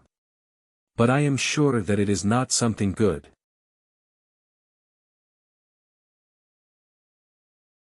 Chapter 44-45. Ji Tianqing's words caused Red Dawn God King to fall into hesitation and confusion. Although she didn't say much on the surface, she waved her hand to let Ji Tianqing leave. But she sat alone in the study and silently pondered for a long time. After an hour, she finally sorted out her thoughts and made up her mind. She got up and left the study to meet the Prajna God Emperor. At this time, the Prajna God Emperor was in the study of his residence, silently considering and weighing the pros and cons.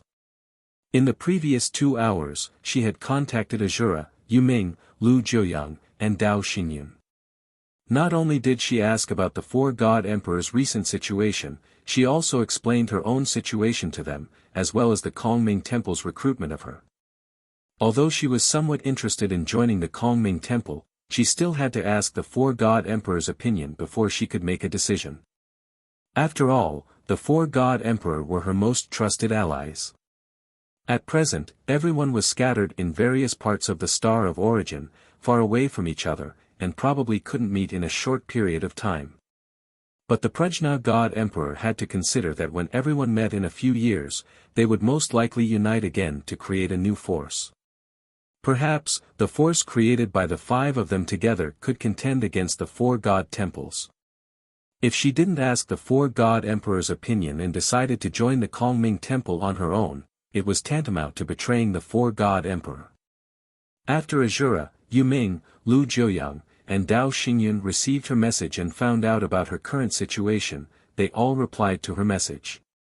Only Dao Xingyun was vague and said some ambiguous words, letting the Prajna god emperor decide whether to join the Kongming temple or not. The other 3 god emperor had almost the same reaction, opposing the Prajna god emperor's acceptance of the recruitment. Although the 3 god emperors' words were different, the way they expressed themselves and the tone were also different. However, they all had the same idea. They could only trust each other and not the forces on the planet of origin, especially the 4 holy temples. No matter how amiable and sincere the people of the 4 great sacred halls looked, they could not be easily trusted. At present, the 4 god emperors were still exploring the planet of origin. Some of them had already found the natives of the planet of origin and made contact with the forces of the temples. However, there were 2 god emperors who were still fumbling about in the desolate and uninhabited areas, not even knowing where they were. Prajna god emperor told the other god emperors what she knew about the Star of Origin and the 4 great temples. The 2 god emperors, who were in an uninhabited area, immediately came up with the idea of taking over the mountain and building a cave residence. In their opinion, since they were already on the planet of origin, they should settle down as soon as possible. With the abundant resources and cultivation environment of the planet of origin, the soldiers under their command could grow up quickly. Since the 4 great temples were peace-loving and wouldn't take the initiative to invade and oppress other forces, they could develop their forces in peace. The 2 god emperors had nearly 100,000 soldiers under their command, including both men and women. As long as they settled down on the planet of origin, the soldiers could reproduce and strengthen the army. The 2 god emperors who had this idea were the god emperor of the underworld and the Nine-Yang god emperor. The god emperor of the underworld was too arrogant and unwilling to submit to others. Even if he came into contact with the 4 great temples, he would not accept recruitment. As for the Nine-Yang god emperor, he had his own ideas and plans. Whether it was to meet up with the 4 allies or to join the 4 great temples, he was just a supporting role. It was better to stay in the no man's land and focus on cultivating the 100,000 soldiers under his command. At least he could make his own decisions.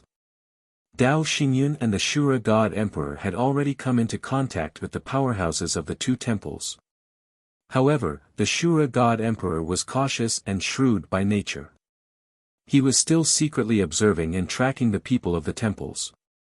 He had not met with them, let alone communicated with them. Originally, he wanted to find an opportunity to capture 1 or 2 natives and refine their souls and memories to understand the situation of the temples. Now, after listening to the Prajna god emperor's introduction of the situation, he dispelled this idea. After all, the 4 great temples were too powerful. If he killed someone from one of the temples, they would most likely retaliate. The Shura god emperor planned to hide the 100,000 soldiers and personally contact the people of the temples. Under the circumstances of peace and friendship, he would understand the power of the temples. Of course, it was impossible to join the temples. The situation of the 4 god emperors was a little complicated, and each of them had some thoughts that they couldn't speak of. Wasn't the Prajna god emperor the same? At least, she didn't tell the 4 god emperors about the mystery of eternal life. If the 4 god emperors knew that as long as she joined the Kongming temple, she could become the temple master and obtain the mystery of eternal life. She didn't know what the 4 god emperors would do or what they would do. After communicating with Azura and Netherworld, the Prajna god emperor fell into deep thought, weighing the pros and cons and hesitating. Although we have been allies for the past 1,000 years, working together to study the chaotic fog of the Star of Origin. Moreover, I have always regarded the 4 of them as my brothers and have always respected them. But after coming to the Star of Origin, we have split up and encountered different opportunities. On the star of origin, we all have unlimited possibilities and the chance to obtain eternal life. Currently, I am one step ahead of them and understand the 4 great temples and the mystery of eternal life faster. Should I still abide by the agreement and look forward to meeting with them?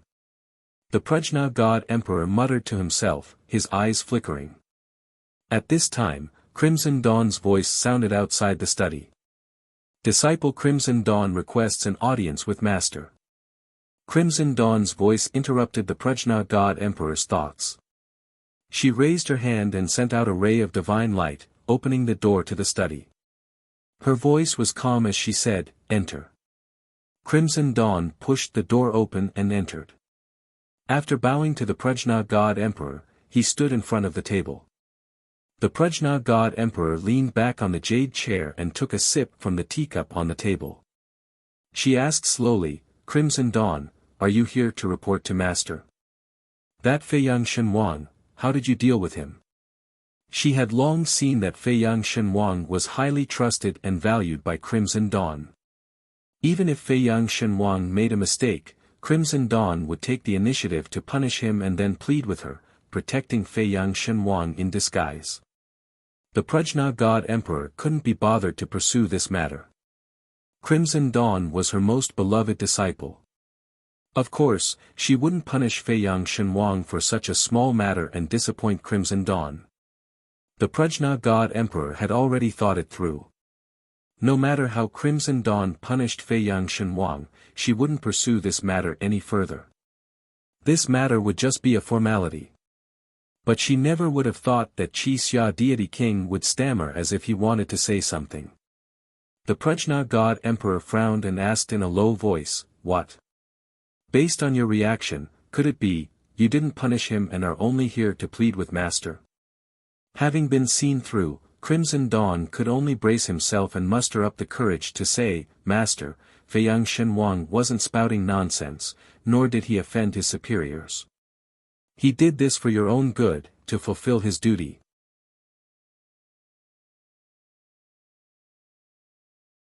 Chapter 44-46. The Pan-God Emperor was taken aback by Qi Xia's words. She raised her eyebrows. Although she was angry, her lips curled into a meaningful smile. "Qi Xia, you are so protective of that Feiyang Shenhuang. You are even distorting the truth for him and personally pleading with me. Tell me, have you fallen in love with him?" "Master, there is no such thing." "Absolutely not." Qi Xia was embarrassed and anxious. She hurriedly waved her hands to deny it. The Pan-God Emperor looked at her with a smile and said, "Good. Then I would like to hear how you will exonerate him." Qi Xia knew that her master had misunderstood, but this misunderstanding was difficult to resolve. She could only endure her shyness and speak her inner thoughts under her master's strange gaze. "Master, you should also know that Divine King Fei Yang is your disciple's think tank. He does indeed have this talent, and his thoughts are meticulous and he has foresight. He has long seen that the Kongming Temple is eager to recruit us for some ulterior motive. Otherwise, why would the Kongming Temple treat us so sincerely and even promise us such generous conditions?" However, Feiyang Shenhuang's words carry little weight and he could not directly reprimand you. Therefore, he took the risk of overstepping his bounds in Clear Moon Divine Palace and said those words. His motive was to let you see how the second palace master would react. Hearing up to this point, Great Wisdom Emperor already understood what Crimson Cloud God King meant, and asked back, under normal circumstances, if the second palace master suddenly found out that his disciples and grand-disciples had perished, and that the orthodoxy he personally created had been destroyed, he would definitely be heartbroken. In fact, the second palace master might even get angry because of this and ask who destroyed his orthodoxy and killed his disciples and grand-disciples. However, he did not do so. He only felt pity for a moment before his emotions returned to normal. Moreover, when he saw that I was about to reprimand Feiyang Shenhuang in anger, the second palace master wanted to help him out. The Prajna God Emperor chuckled and said, "With the second palace master's status, there's no need for him to do this," but he did. This meant that the second palace master was putting on an act. He was deliberately putting on a disguise to win our favor and make us join the Kongming Temple as soon as possible. Red Cloud, is that all you want to say? Qi Xia Deity King nodded in embarrassment and said, Master's wisdom is indeed unparalleled. This disciple is impressed. Oh yes, Feiyang Shenhuang also understood this point. Therefore, he believes that Master should be able to understand after seeing Second Palace Master's reaction. The Prajna God Emperor looked at her deeply and said helplessly, forget it. Seeing that you care so much about Feiyang Shenhuang, this emperor won't pursue the matter. It's not a big deal anyway. Qi Xia Deity King's face lit up. He bowed and said sincerely, this disciple thanks Master on behalf of Feiyang Shenhuang. Seeing that his disciple, who had always been arrogant and cold, had now become somewhat humane and even a little ignorant, the Prajna God Emperor smiled faintly. He felt an inexplicable emotion in his heart. In the past, in the God realm, there was mutual deception and vengeance everywhere. Qi Xia Deity King had to remain calm and cold in order to control the primal chaos mainland. Now that he was in the Star of Origin, it was peaceful and peaceful. There was no war or vengeance. Perhaps, she did not need to ask Qi Xia Deity King like before. Even if Qi Xia Deity King let down his guard and moved his mortal desires, she would not pursue the matter. The master and disciple fell into a short silence. Then, it was Qi Xia Deity King who took the initiative to ask, Master, have you contacted the 4 God Emperors? The Prajna God Emperor nodded. Qi Xia Deity King showed an expectant look and asked, what did they say? Did they give you any suggestions? The Prajna God Emperor showed a meaningful look and said in a low voice, they naturally do not wish for this emperor to join the Kongming Temple. After all, this emperor is one step ahead of them and has already figured out the power structure of the Star of Origin.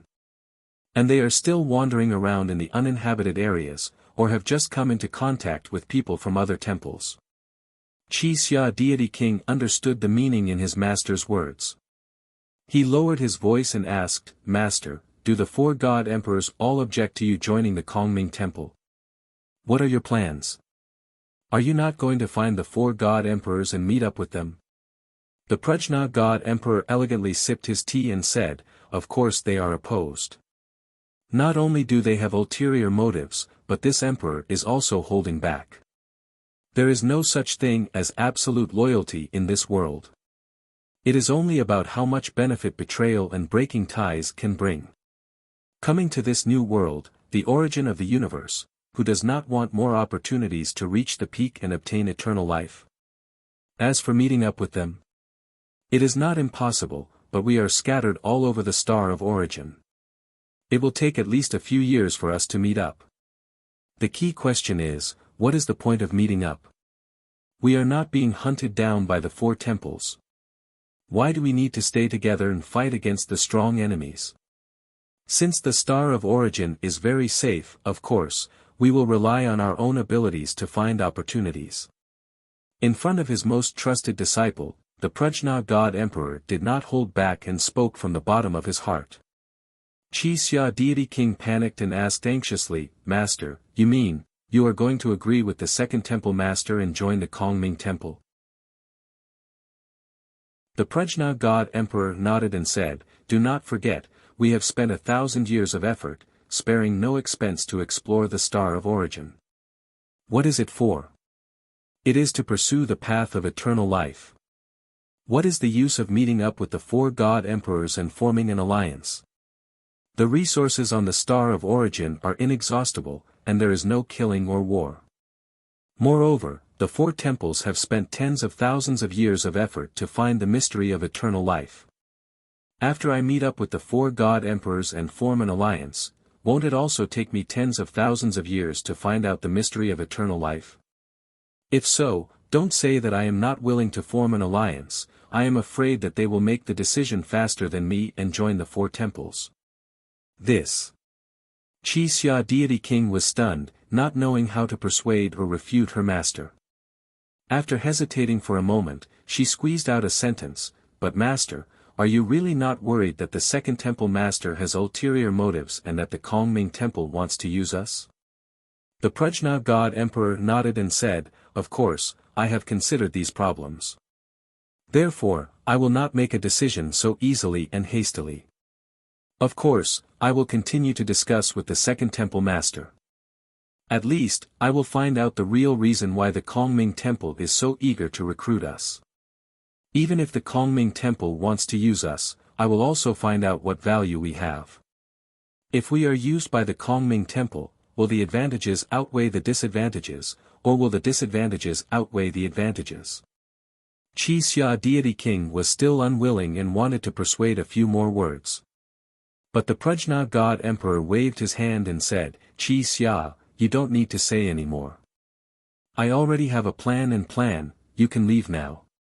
Oh right, take good care of your confidant. I can let it go this time, but if he dares to offend me again, I will not let him off easily."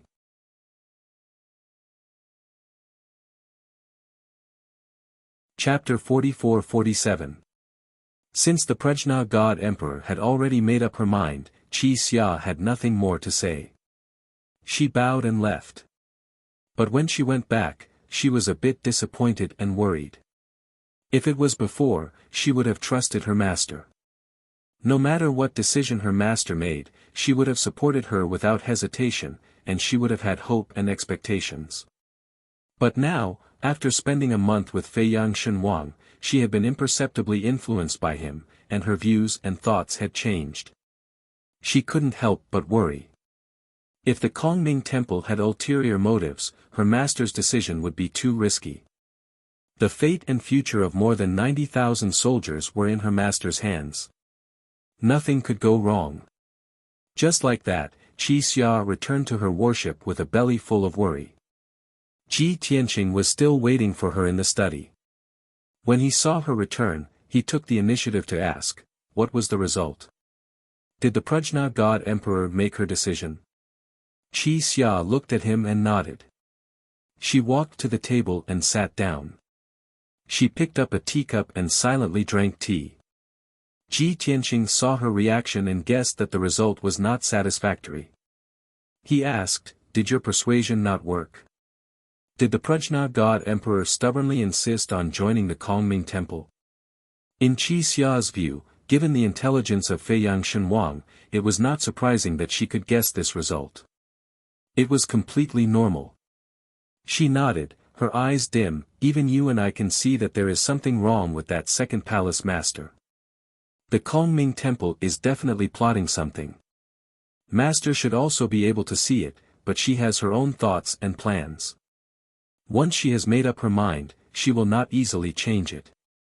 Ji Tianqing naturally did not want to see the Prajna God Emperor rely on the Kongming Temple. If that happened, how could he take revenge? No matter what, he had to make sure this matter was messed up before he could be at ease. He continued to ask, logically speaking, before the Prajna God Emperor made her decision, she would definitely discuss it with the other four God Emperor. Could it be that the other four God Emperor agreed to her joining the Kongming Temple? Haven't you tried to persuade her?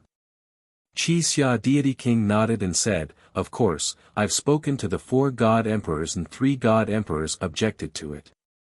Only the Star Cloud God Emperor was vague about it. However, Shizuan had his own ideas and plans. He kept some secrets and did not tell the 4 God Emperors." Ji Tianqing guessed that the secret kept by the Prajna God Emperor should be the mystery of eternal life that the second palace master had mentioned. Moreover, the Prajna God Emperor clearly knew that the Kongming Temple was plotting something, yet he still wanted to join. Most likely, he was attracted by the mystery of eternal life. If it weren't for the mystery of eternal life, the Prajna God Emperor could have occupied a mountain and declared himself king, establishing his own sect. Unfortunately, the mystery of eternal life was in the hands of the 4 great temples. To get the answer to the mystery, he had to compromise with the 4 great temples. Ji Tianqing frowned and thought for a moment before asking, the Prajna God Emperor clearly knows that joining the Kongming Temple is no different from asking a tiger for its skin. Why is he still so stubborn? You must know that it's not just you and me, but also the lives and fates of more than 90,000 soldiers are in his hands. Qi Xia Deity King glanced at him and said in a low voice, Feiyang Shenwang, pay attention to your status. Don't criticize the Prajna God Emperor. Even if you have some intelligence and wisdom, you will always be Shizhuan's subordinate. You must not do anything that oversteps your authority and say anything that crosses the line. Obviously, Qi Xia Deity King did not intend to persuade the Prajna God Emperor anymore and accepted this result. Ji Tianqing knew that this matter was a foregone conclusion and could not be changed. He could only think of another way. He began to comfort Qi Xia Deity King, forget it. Since the Prajna God Emperor has made up her mind, we just need to follow her orders. I believe that she will not be too rash and will definitely negotiate with the second palace master and clarify the conditions. Qi Xia Deity King warned him again and again not to speak carelessly in the future. Otherwise, if the Prajna God Emperor punished him again, she would not be able to plead for mercy. Ji Tianqing naturally agreed. He cupped his hands and bowed to Qi Xia Deity King before leaving the study. For the next half a month, Mount Seven Moons was peaceful. The second palace master fulfilled his promise and stayed in Clear Moon Divine Palace. At the same time, he patiently waited for the Prajna God Emperor's reply and did not disturb her again. The Prajna God Emperor stayed in the fleet and almost never showed her face. No one knew what she was doing. Maybe she was weighing the pros and cons, thinking about the follow-up plan, preparing for joining the Kongming Temple or the failure of negotiations. Or maybe she was adapting to the resources and divine power of heaven and earth on the planet of origin and was cultivating in seclusion in a secret room. In short, she did not show her face in front of the soldiers. She only gave an order when the 15-day deadline was about to end. That order was for all the soldiers to be alert, and ready to listen to orders at any time. The Prajna God Emperor did not explicitly say what she wanted the soldiers to prepare for. But the soldiers all understood that the 15-day deadline for the Prajna God Emperor to negotiate with the Kongming Temple was coming to an end. Soon, the Prajna God Emperor would have to make a choice whether to join the Kongming Temple or not. If the negotiation went smoothly and the relationship between the two sides was harmonious, then it would be fine. If the negotiation between the two sides broke down, then it would be easy for conflicts to arise. Then the soldiers would have to be prepared in advance. In the event of an emergency, the soldiers would be able to evacuate at the fastest speed after receiving the order. Anyway, the planet of origin was big enough.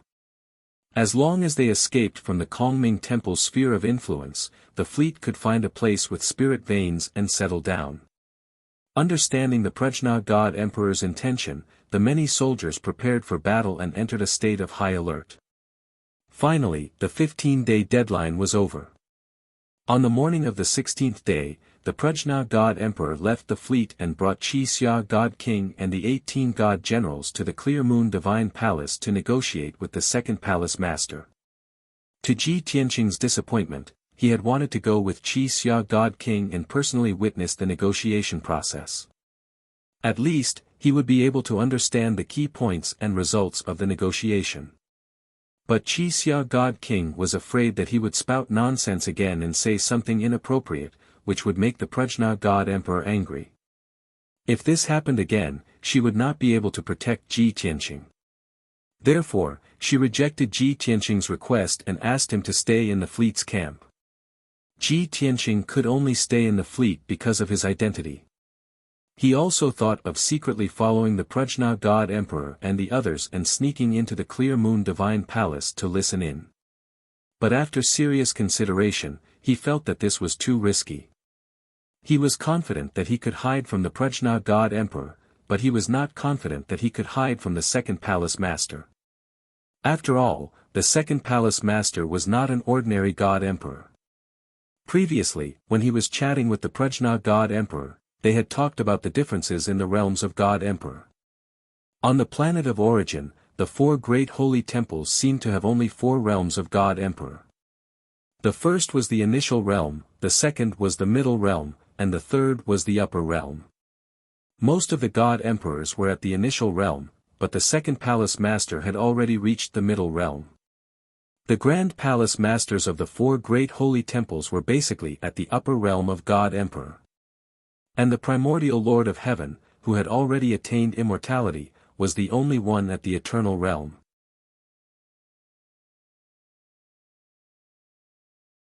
Chapter 44-48. The Pan-Roa God Emperor was also very interested in the division of God Emperor realms. When she and the second Palace Master had talked about this, she had asked him to get to the bottom of it. After the second Palace Master's explanation, everyone understood the difference between the four realms of God Emperor. The key was the amount of Tao aura. Those who could condense 1 to 3 Tao auras were at the initial stage of God Emperor.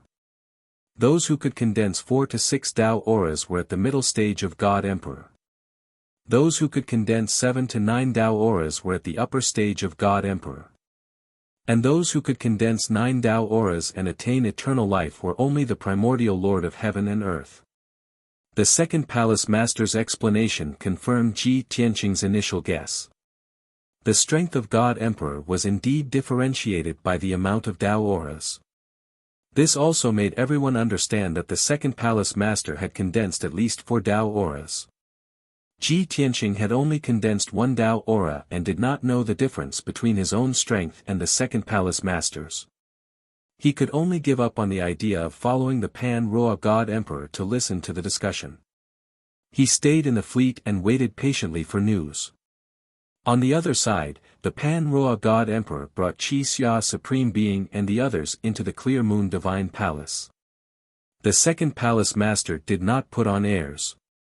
He was already waiting in the meeting hall with the Master of Qin Yu Hall and the Guardian Elders. The two sides met and exchanged greetings before the Pan-Roa God Emperor took his seat. The second Palace Master was still kind and amiable. He smiled and asked the Pan-Roa God Emperor, "Pan-Roa, I did not disturb you in the past half a month. I believe you have discussed with your trusted God generals and come to a conclusion, right? The Godly Hall is very busy. While I was away, there was a backlog of government affairs. If possible, I hope you can give me an answer today so that I can return with peace of mind." Although the second Palace Master had expressed that the Pan-Roa God Emperor had to give him an answer today. However, his tone and demeanor did not seem aggressive. The Prajna God Emperor had long guessed this would happen, and had made his preparations. He replied methodically, "Senior, please be at ease. This junior is also extremely sincere, and has already discussed this with my subordinates. I definitely won't purposely stall for time. In fact, this junior has already asked for the opinions of the generals under my command, and I can basically confirm the answer. However, the younger generation and the soldiers are somewhat slow-witted. There is always a question in their hearts that they can't figure out. If this problem is not cleared up and left unresolved, I'm afraid I can't promise you anything." The Prajna God Emperor didn't beat around the bush, and went straight to the point. The second Palace Master was startled. He was both happy and worried. "Hanya, if that's the case, as long as this old man can solve that question, you will be able to give the answer and lead the soldiers to join this palace?" "Indeed." The Prajna God Emperor nodded, his tone solemn. "Good, then ask. As long as I can tell you, this old man will definitely answer." The second Palace Master already had a premonition, and could roughly guess what the Prajna God Emperor would ask. However, he was very bold, and decisively agreed to this condition. The Prajna God Emperor struck while the iron was hot, and hurriedly asked, "The star of origin is very peaceful, and the cultivation resources are abundant. The environment is excellent. There are no conflicts or wars between the four great temples, and naturally, there is no need to rope in other powers to expand their forces and fighting strength. Since this is the case, why is the Kongming Temple so sincere in inviting this junior to join the temple? This junior believes that the Kongming Temple will not do meaningless things, and even more so, will not help us for no reason. There must be some reason, or we have some value and use, that is worth the Kongming Temple doing this. I ask Senior to be frank and clear this junior's doubts. The Prajna God Emperor's words were rather direct, making the second palace master frown.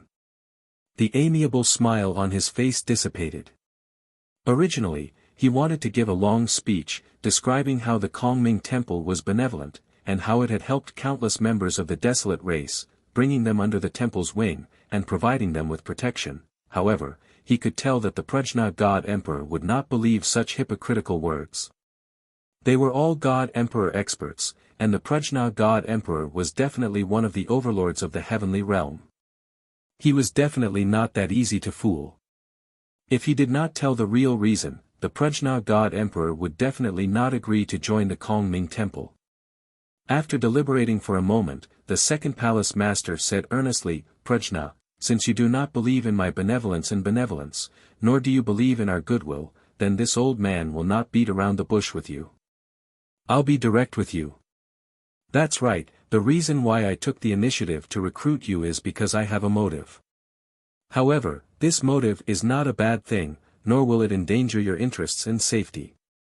On the contrary, this is not only beneficial to me, it is also extremely beneficial to you and the soldiers under you.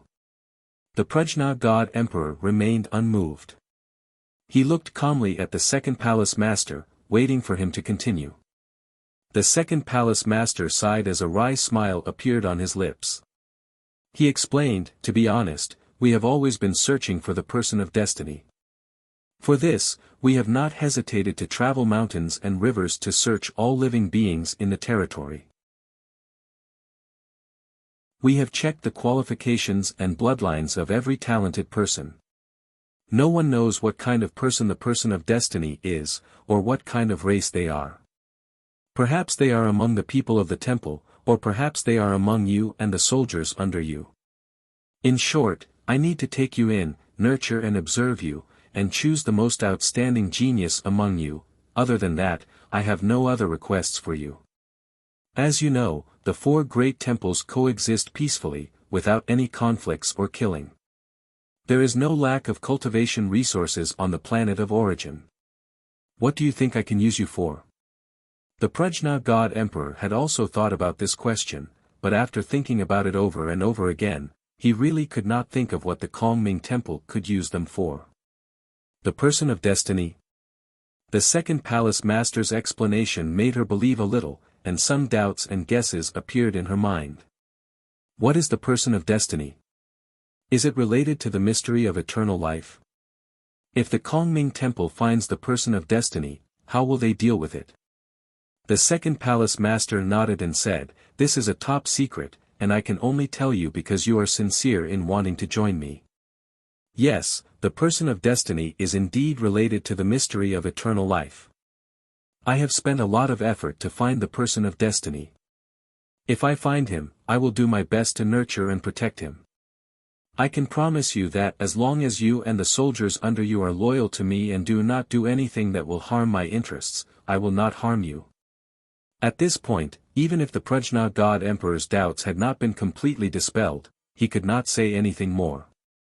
The second palace master had already told her the two secrets of the person of destiny and the mystery of eternal life. It could be said that he had done his utmost benevolence. The Prajna God Emperor nodded, and after pondering for a moment, he finally made up his mind. He bowed to the second palace master and said in a solemn tone, many thanks to the second palace master for clearing my doubts. Since the Kongming Temple is so sincere, this junior is willing to join the Kongming Temple with the 98,000 soldiers under my command.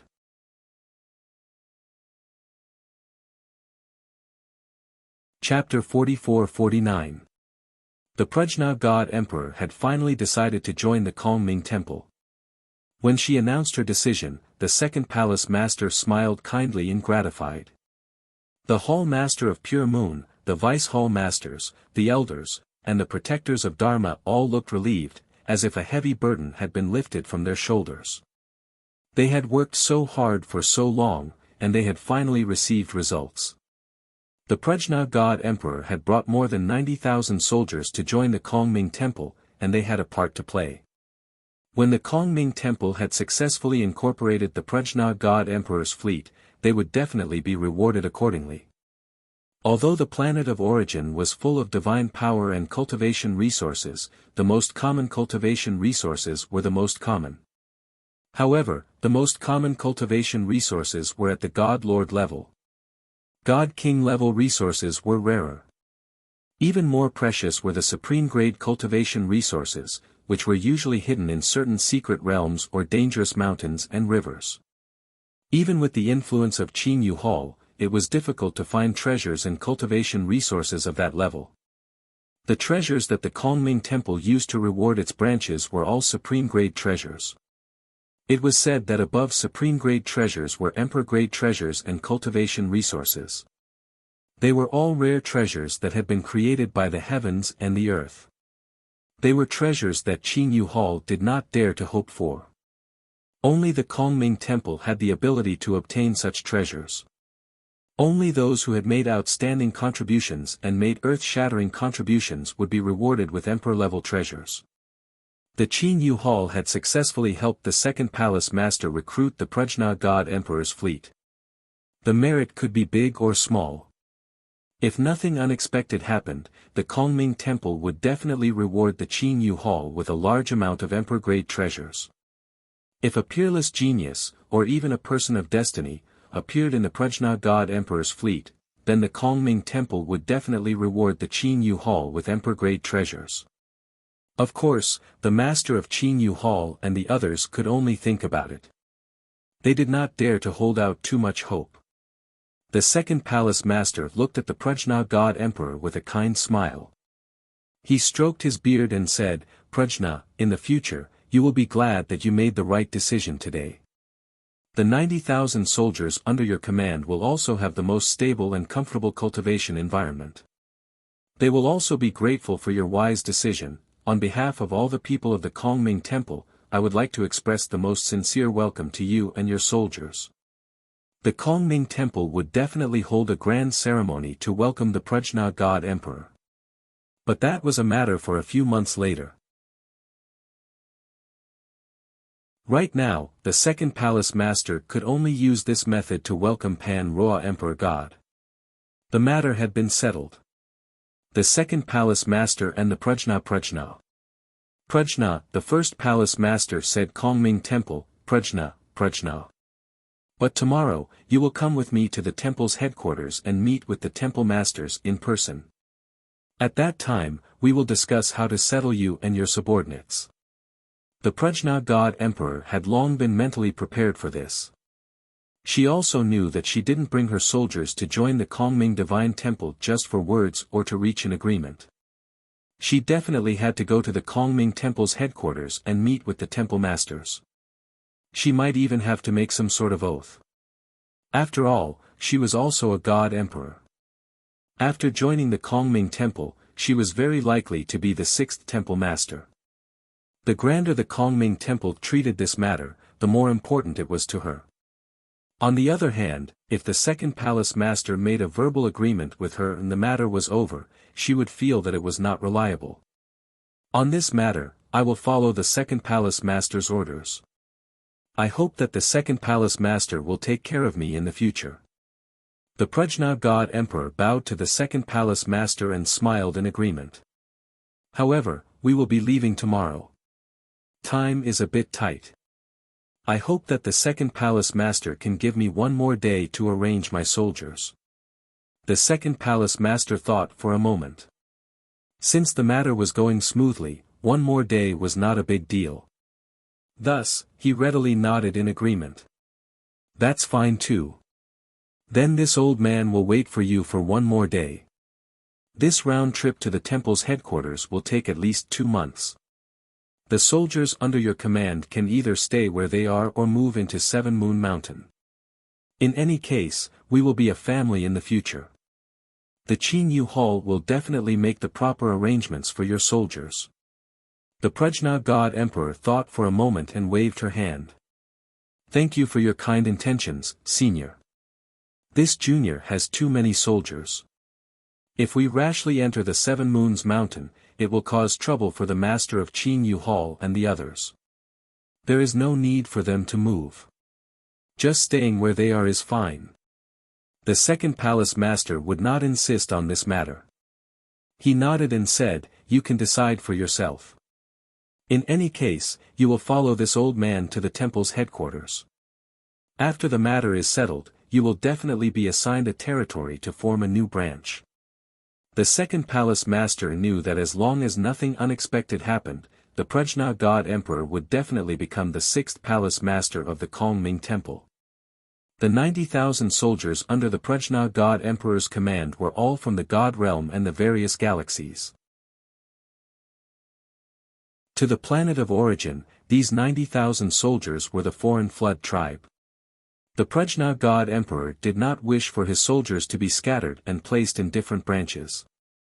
The Kongming Temple would not do so either.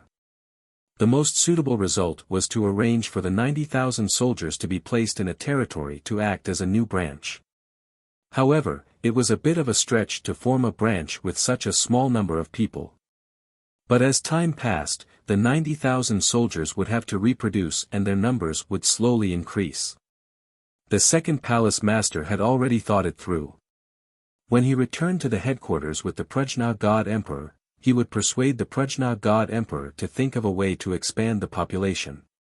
Allowing the soldiers to reproduce was only one of the methods. If the Prajna God Emperor could discover more natives of the planet of origin and recruit them, it would also be a way to quickly expand the population and influence. Of course, this was all for later. The Prajna God Emperor bowed to the second palace master and left the Seven Moons Mountain with godly King Crimson Dawn and the others. After returning to the fleet, the Prajna God Emperor summoned several hundred divine generals and gathered them in the main hall of the flagship to announce a piece of news. In truth, all of the soldiers had been waiting for the result. Seeing the expressions of the Prajna God Emperor, godly King Crimson Dawn, and the others, they could guess the answer. Ji Tianqing stood in the crowd, calmly looking at the Prajna God Emperor. When he heard her announce that she had joined the Kongming Temple, he frowned imperceptibly. He had thought that he understood the Prajna God Emperor well enough, but he hadn't expected things to develop in a direction he didn't want to see. Fortunately, the Prajna God Emperor had ignored the objections of the other four God Emperors and insisted on joining the Kongming Temple. This also proved that the alliance between her and the other four God Emperors wasn't that strong. This might be a good thing for Ji Tianqing. At the very least, he would be able to take down the 5 God Emperors one by one. Afterward, the Prajna God Emperor issued another order for the soldiers to remain where they were and wait patiently for news. She would take godly King Crimson Dawn and follow the second palace master to the Kongming Temple's headquarters. She estimated that they would return in 2 months. During this time, the soldiers were not allowed to interact too much with the Qin Yu Hall to avoid any accidents. When he heard this news, Ji Tianqing's eyes flashed, and a thought popped into his mind.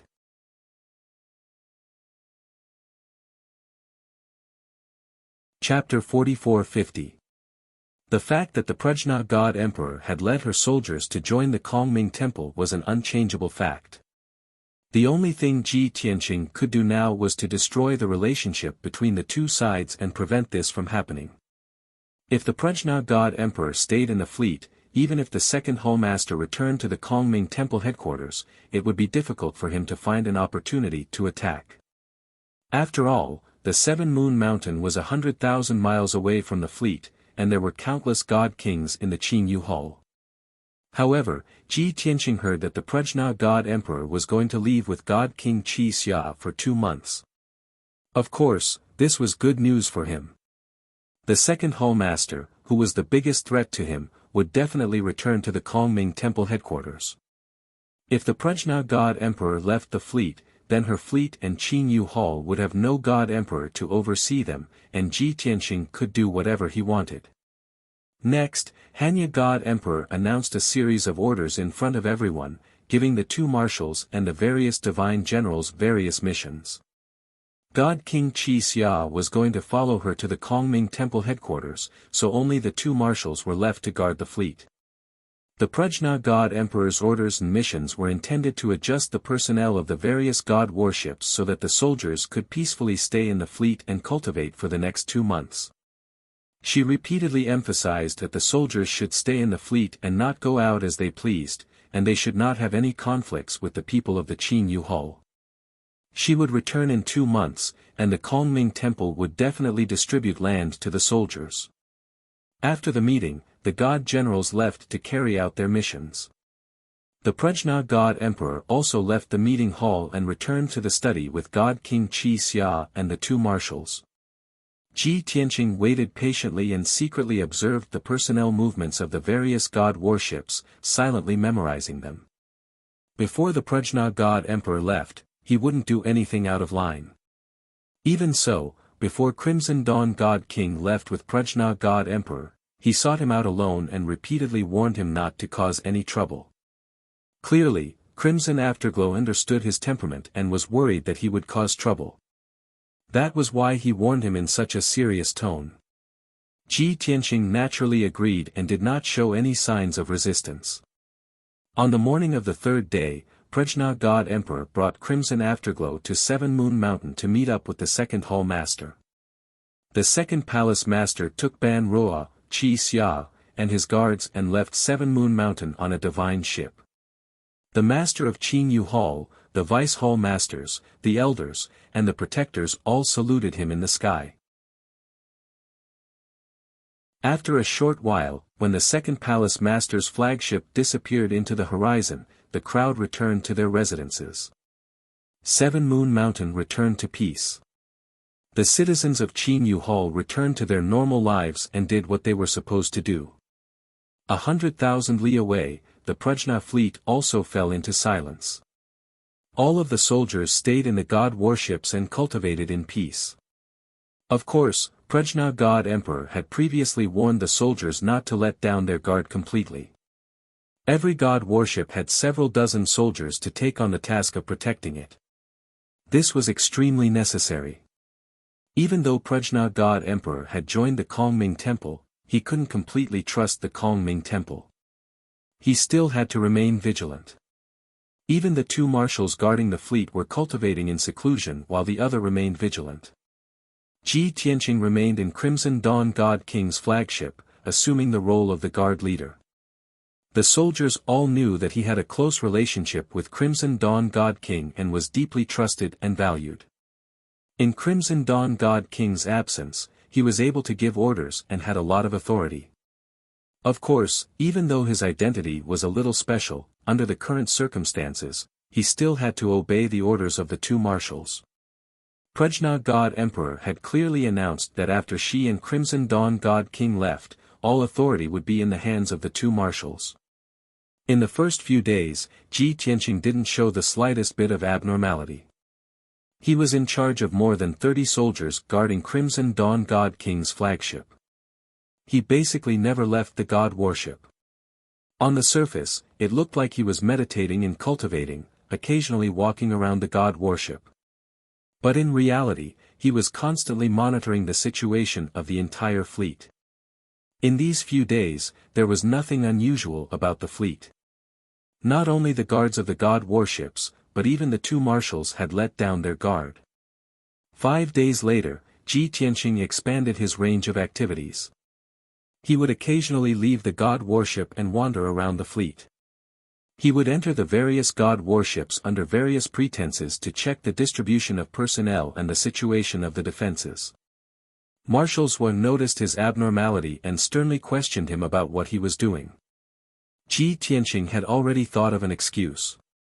He replied calmly that he had encountered a bottleneck in his cultivation and wanted to learn from the god generals.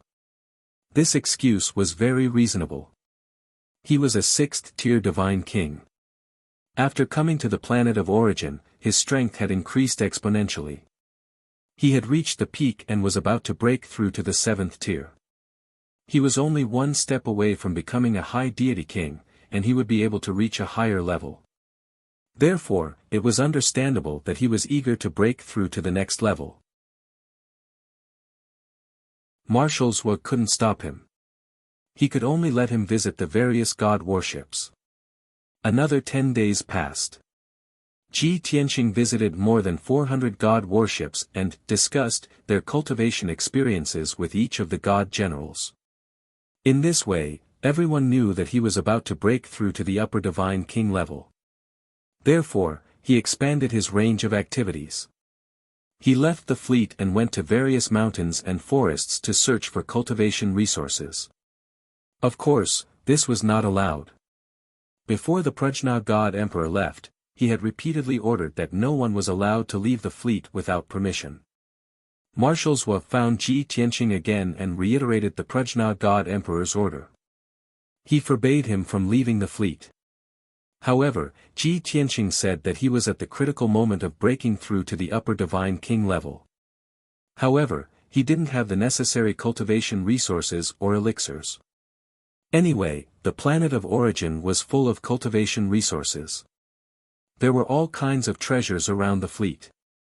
If Marshal Zhuo didn't allow him to collect them, he could only ask Marshal Zhuo for them. If it were any other god generals, Marshal Zhuo wouldn't agree and would even scold them. However, Ji Tianqing's identity was special. He was the brains of Qi Xia deity king. Marshal Zhuo didn't want to offend Qi Xia deity king, but he also didn't want to pay for it. He could tacitly allow Ji Tianqing to collect resources and treasures, but he repeatedly warned Ji Tianqing not to go near the Seven Moon Mountain. Ji Tianqing naturally agreed and kept his promise. He didn't go near the Seven Moon Mountain. However, Marshal Zhuo neglected one thing. The soldiers of the Prajna fleet wouldn't go out without permission. However, the people of Qin Yu Hall returned to normal and moved around as usual. Every day, many people left the Seven Moon Mountain and went to the surrounding mountains and rivers to search for mines and treasures.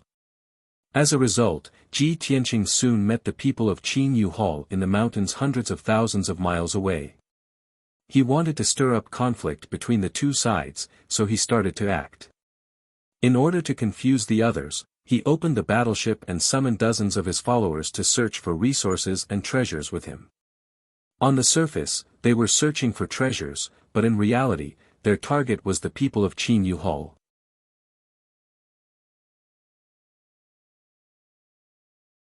Chapter 44-51.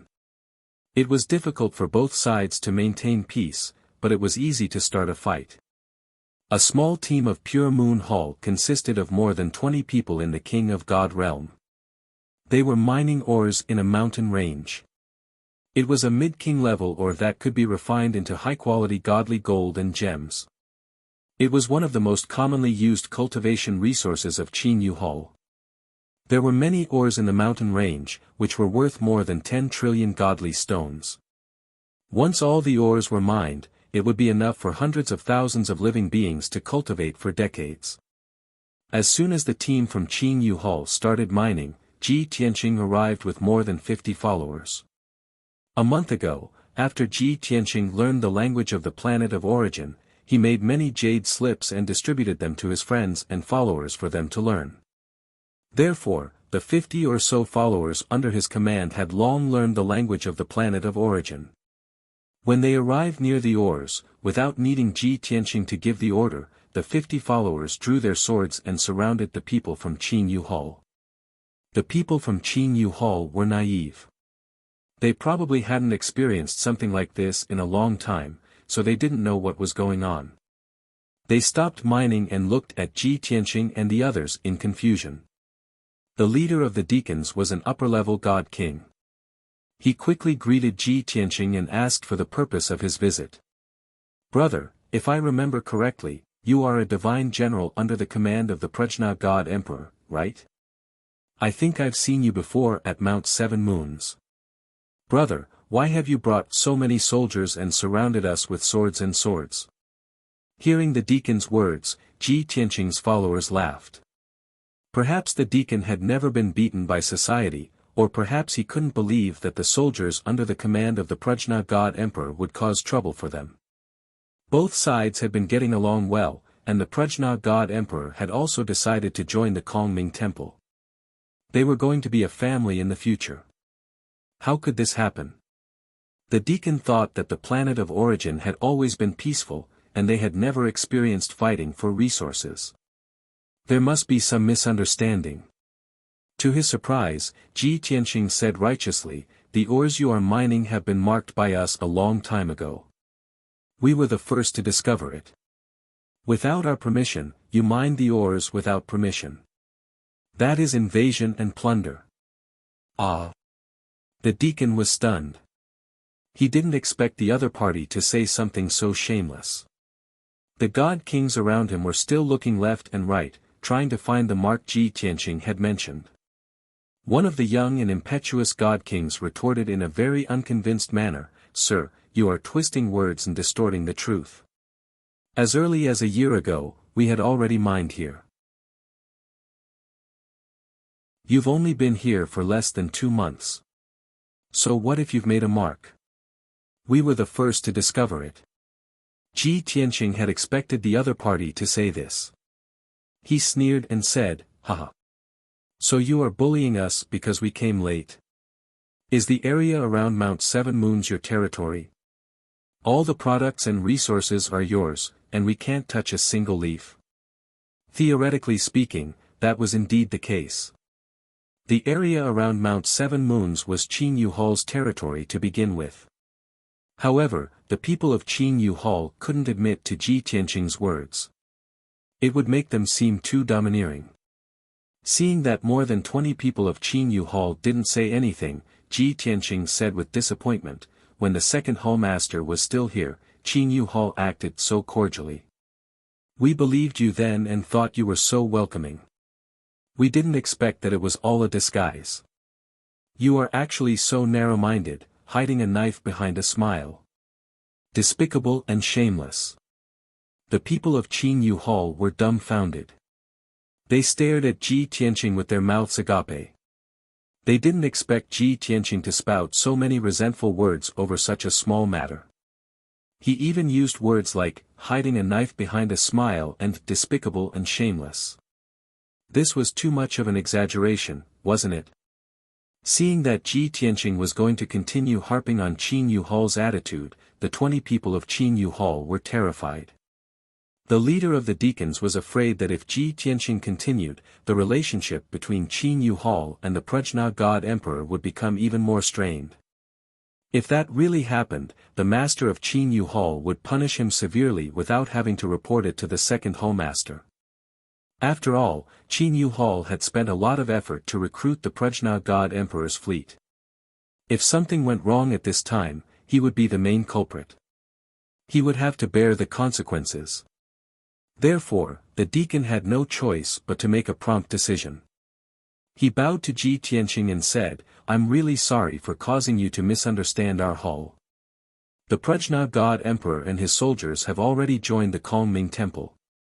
In the future, we will all be one family. We should be united and friendly. Since you want this mine, we will give it to you and find another place. I hope that you can clear up the misunderstanding and stop saying things that will hurt our trust and feelings." After he finished speaking, the deacon waved his hand and led the 20 people out of the underground mine. Although the 20 or so people were somewhat unwilling, they still secretly complained about the deacon. Why did he take the initiative to give in? Even if the other party was the Prajna God Emperor's subordinate, he couldn't be so unreasonable, right? However, the deacon gave the order and led the crowd away quickly. Only then did he patiently explain to the crowd. When the crowd understood that this was a serious matter and that they had to endure, they could only give in. After the people of Qin Yu Hall left, Ji Tianqing sent out Yank and his 50 or so followers to excavate the mine as quickly as possible. Yank had the innate ability to excavate and refine mines. The amount of work he completed alone was equivalent to that of a few hundred people. Originally, the huge mine in the mountain range would take at least half a month to completely excavate. Unexpectedly, under Yank's leadership, the crowd only needed 2 days to finish the job. Not only did they excavate the mine, but Yang also refined the ore into divine gold and gemstones. Ji Tianqing put away the divine gold and gemstones and distributed a batch of cultivation resources to the crowd. Then, he had them return to the warship to recuperate. After that, he returned to the fleet. In less than a day, the fleet spread the news. Many soldiers heard that Feiyang Shenhuang had wandered around outside and easily found a mine. Not only did he obtain a large amount of mid-king level divine gold, but he also obtained a high king level pearl. Many of the soldiers on his warship could testify to this. After all, those soldiers had seen many treasures with their own eyes and received rewards from Feiyang Shenhuang. After the news spread, the soldiers on the various warships discussed this matter. Many of them were very tempted. However, when the divine generals went to Feiyang Shenhuang to ask about the situation, they learned that Feiyang Shenhuang was already in seclusion. You're tuning into the Han Li's Wuxia Chronicles YouTube channel. We're so grateful for your support, and don't forget to subscribe to join us on this incredible journey through captivating stories. Your generosity through donations truly makes a world of difference, as it's the primary source of revenue that allows me to expand and enhance this channel for you. Thank you from the bottom of my heart for being a part of this adventure.